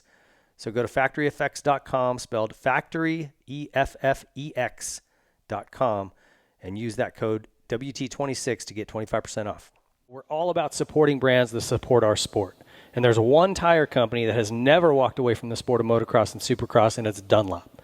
When times got tough and the economy took a crash, Dunlop stepped up and stayed with our sport to support it and the athletes and individuals that love it. Their MX-53 line and MX-33 lines absolutely dominate this sport. Every national championship at the pro level has been won in the last decade, and nearly every single amateur national championship at Loretta Lynn's has been won on a Dunlop. So if you're looking for high performance, you're looking for amazing quality, and you're looking to support a brand that never turns its back on our sport, there's only one choice for you, and it's Dunlop. All right, Whiskey Throttle fam, we've got a sponsor here that I want to really encourage you guys to try, Element. If you haven't seen this stuff before, give them a check out on our Instagram bio. You can get in there. We've got a link that will give you free samples. You can go in and try this stuff. And this delivers just the right amount of electrolytes that you need when you're competing at all, especially if it's midsummer, humid. Think Loretta Lynn's, Nationals. You're sweating like crazy. This is the best way to replenish it, okay? Straight water is just going to flush more electrolytes out of your body, cause more cramping. You've got to get the electrolytes back in. This Element provides it in the perfect package with zero sugar. It is vegan, keto, paleo-friendly, gluten-free. This is the perfect product for athletes or those pretending to be athletes. So it was designed by Rob Wolf. This guy is a crazy smart dude working in the science field, was developing for his own use in athletics, and he came up with the perfect formula. This stuff's awesome. This right here, the citrus salt, is my favorite. Of course, you can get it in a sample pack like this where you can try some different flavors, watermelon, orange, raspberry. Great stuff. Cannot recommend this enough. If you are racing, even at a local level, and sweating at all, which, come on, we all do on a dirt bike, you've got to have some of this stuff to replenish it right. Give it a try. Like I said, go to our bio on Instagram. You can find a discount code or a link that takes you directly to there, and we'll give you a free sample. Check it out. You're not going to want to miss that. Support these guys. They are fans of the sport, and we are so stoked to be partnered with them. Element is an incredible product that I use exclusively, and I'm so proud to have them part of the Whiskey Throttle Show. Pro Circuit is the leader in aftermarket performance and quality. Whether you're looking for a little more horsepower out of your engine, some quality hard parts to improve the way your bike feels and looks, better handling through suspension or linkage arms, Pro Circuit is where you need to stop. It's your one-stop shop. You can go in there and get everything you need to make your motorcycle go from average to exceptional. Pro Circuit's got enough number one plates on their wall to side an entire home, and there's a reason for that. They're very, very good at what they do. The highest quality products with one goal in mind, and that's winning. Check out ProCircuit.com. If you are in the market for a new vehicle, look no further than Toyota of Redlands. You've got to support a brand that is supporting motocross big time. At the amateur level, pro level, they are part owners in the Bar X Yamaha racing team. They support a ton of riders individually, and they support us here at Whiskey Throttle Media. And I'll tell you what, the facility up there in Redlands is absolutely incredible. It's beautiful. The folks are friendly. They're professional. And if you've never owned a Toyota, you got to give it a try. It is the only brand that I'll drive anymore. If you're buying, there's nothing more reliable, nothing that holds its resale value better. And the folks at Toyota of Redlands are just they still remember what customer service is. I guess that's all I really need to say. Incredibly friendly, professional, and just talented staff up there. We're stoked to have them a part of the show. If you see the Whiskey Throttle truck around here, the Toyota of Redlands Tundra, give us a wave and a honk. But man, just so stoked to have these guys on board. Like I said, anybody like that that's getting involved and supporting the sport, we just want to push as many people as we can to them, because those folks are rare, and especially when they have an incredible product and provide an incredible service. So get up to Toyota of Redlands, California. If you're anywhere in southern United States, southwest United States, it's worth the drive. Get over there, check those guys out. Tell them the Whiskey Throttle Crew sent you. On-switch device, something that was much needed in this sport. They've been innovating and bringing new products to market. Their latest is the new Nihilo Run Cool brake pistons. They're designed to be stronger than stock and provide exceptional cooling performance with less brake drag. Most OEM calipers pistons are made from aluminum that just can't hold up to the heat and extreme demands of serious racing. When they get hot, the aluminum will distort, causing loss of hydraulic pressure and brake failure. Nihilo's Run Cool pistons limit the area that boiling hot hydraulic fluid is able to come in contact with the piston, leaving 2/3 of the piston volume in open air with breather holes to enhance the cooling ability. It's made of a proprietary stainless blend, which is better at dissipating heat. You have issues with brake fade or brake failure, check out Nihilo Concepts among their many amazing hard parts and carbon fiber parts and titanium. NihiloConcepts.com. Seat Concepts is the leader in motorcycle saddles. If you're looking for a new cover or a new seat entirely, Seat Concepts is the place to go. They make custom seat foams catered to your height, weight, riding ability, riding type. They also have waterproof covers and foams that will not break down if you ride in a lot of inclement weather. And they pride themselves on being much more comfortable than OEM or any other aftermarket company. If you're looking for a new seat or a new cover, Seat Concepts, there's nothing better. Guys, I want to introduce you to Rockform, and a sponsor of the Whiskey Throttle Show here that has just been blowing my mind with their products. They've got all kinds of, started as phone cases. This is their rugged phone case here that I've got, which is just bulletproof. You could throw this thing out of an airplane, probably pick it up and be just fine. And on the back here, everything is magnetic, so it'll just stick to anything metallic, obviously.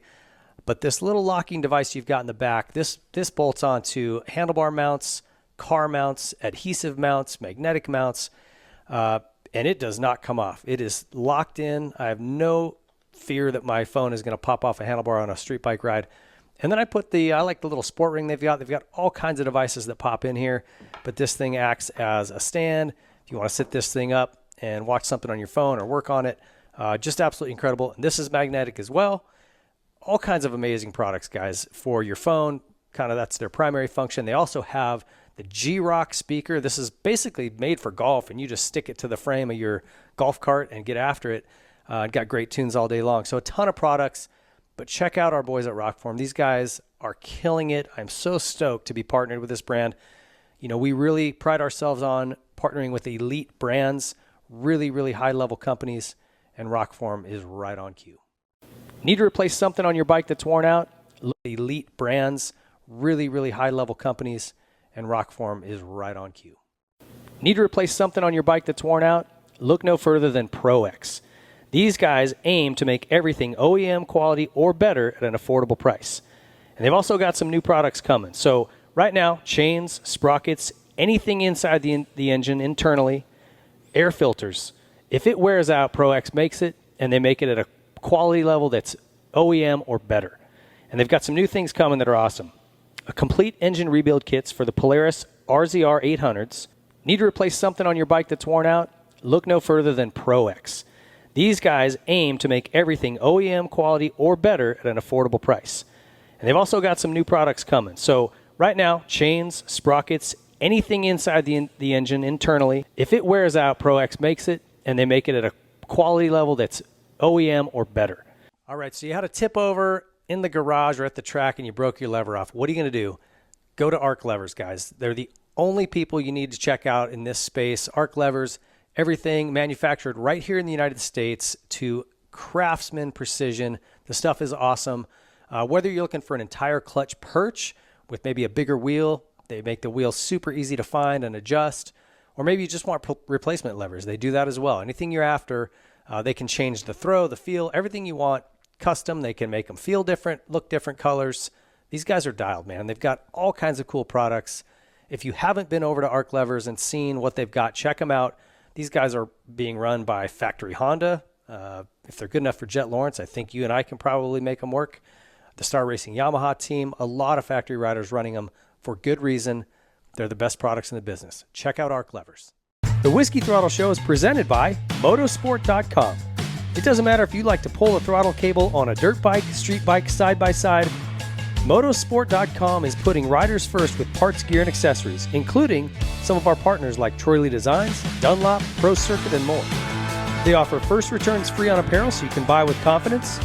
And Motorsport.com offers fast, free shipping on all orders over $79. Make your next ride your best ride.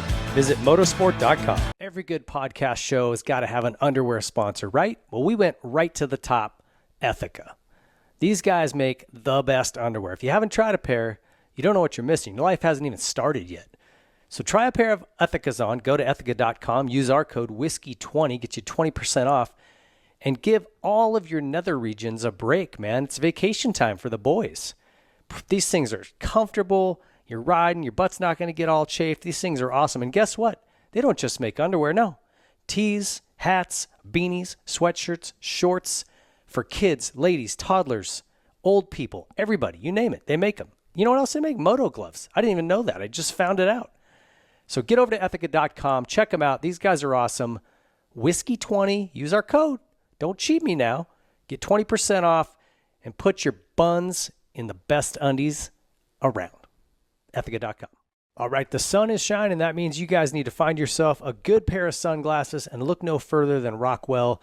These guys are making some incredible shades right now. They're all designed here in the USA, made in Italy. Very, very high-end craftsmanship on these things. They've got so many different models for men's and women's styles.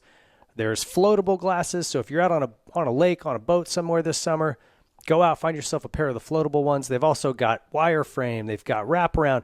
Anything you're after, any style, Rockwell makes it. We are also working on a motocross goggle that is going to be insane. We're in the development stages of that. I'm helping them with that, as is Justin Hill and a couple other guys. So stay tuned for that. That's coming. They also make all kinds of casual wear. Rockwell is getting it done in all kinds of markets. But the sunglasses, whoo, these things are next level. Check them out, rockwell.com. The inspiration for Element, interestingly, was from working with my coaches. I sat down with those guys. I'm like, hey, here's what I'm doing. What should I do? And they looked at everything and they were like, you need more electrolytes, specifically sodium. And like most people do when they have a coach, I ignored what their advice was. You're kind of like, well, I salt my food, I'm probably good. And it took me at least a year to finally listen to these guys and do what they asked me to do. And it was just a switch flip. It was just so obvious that this was the critical missing piece to the story. And it's ironic that this salt piece was like the linchpin, the keystone to making all the rest of that work. You guys know how particular I am about who we partner with on this show. And when the Nano Extreme folks came to me wanting to join the program, I definitely had to give it some time to try it. And I've been dealing with a lot of knee pain and obviously just the bumps and bruises that come along with being an old motocross guy. And this stuff legit works. And in fact, so well, I had to kind of dig in and find out why. And in talking with one of their formulators, there is a component called capsaicin. It's actually the component that's found in chili peppers that makes them spicy, makes them so hot. And that actually blocks the nerve signals that send pain signals through them, along with DMSO and arnica and some other things that are just naturally anti-inflammatory. There's a bunch of essential oils and camphor and menthol, which make it kind of feel cool or hot, or however your sensation reads it. But at the end of the day, regular use of this works. Like, it legit works. And so I cannot recommend this stuff enough. If you guys have arthritis like I do, or if you've just, working out hard and you've got a lot of muscle soreness, this will help. Maybe you're sitting in a chair all day and you've got pain in between your shoulder blades. Doesn't matter. Joint pain, this stuff will help you, I promise. Use it regularly. Follow the instructions. You don't want to get this stuff around your eyes or in sensitive areas because it will definitely burn a bit, but definitely works. Really stoked on this product and proud to be partnered with Nano Extreme. Check them out. And use our code WT26 to get yourself a discount when ordering.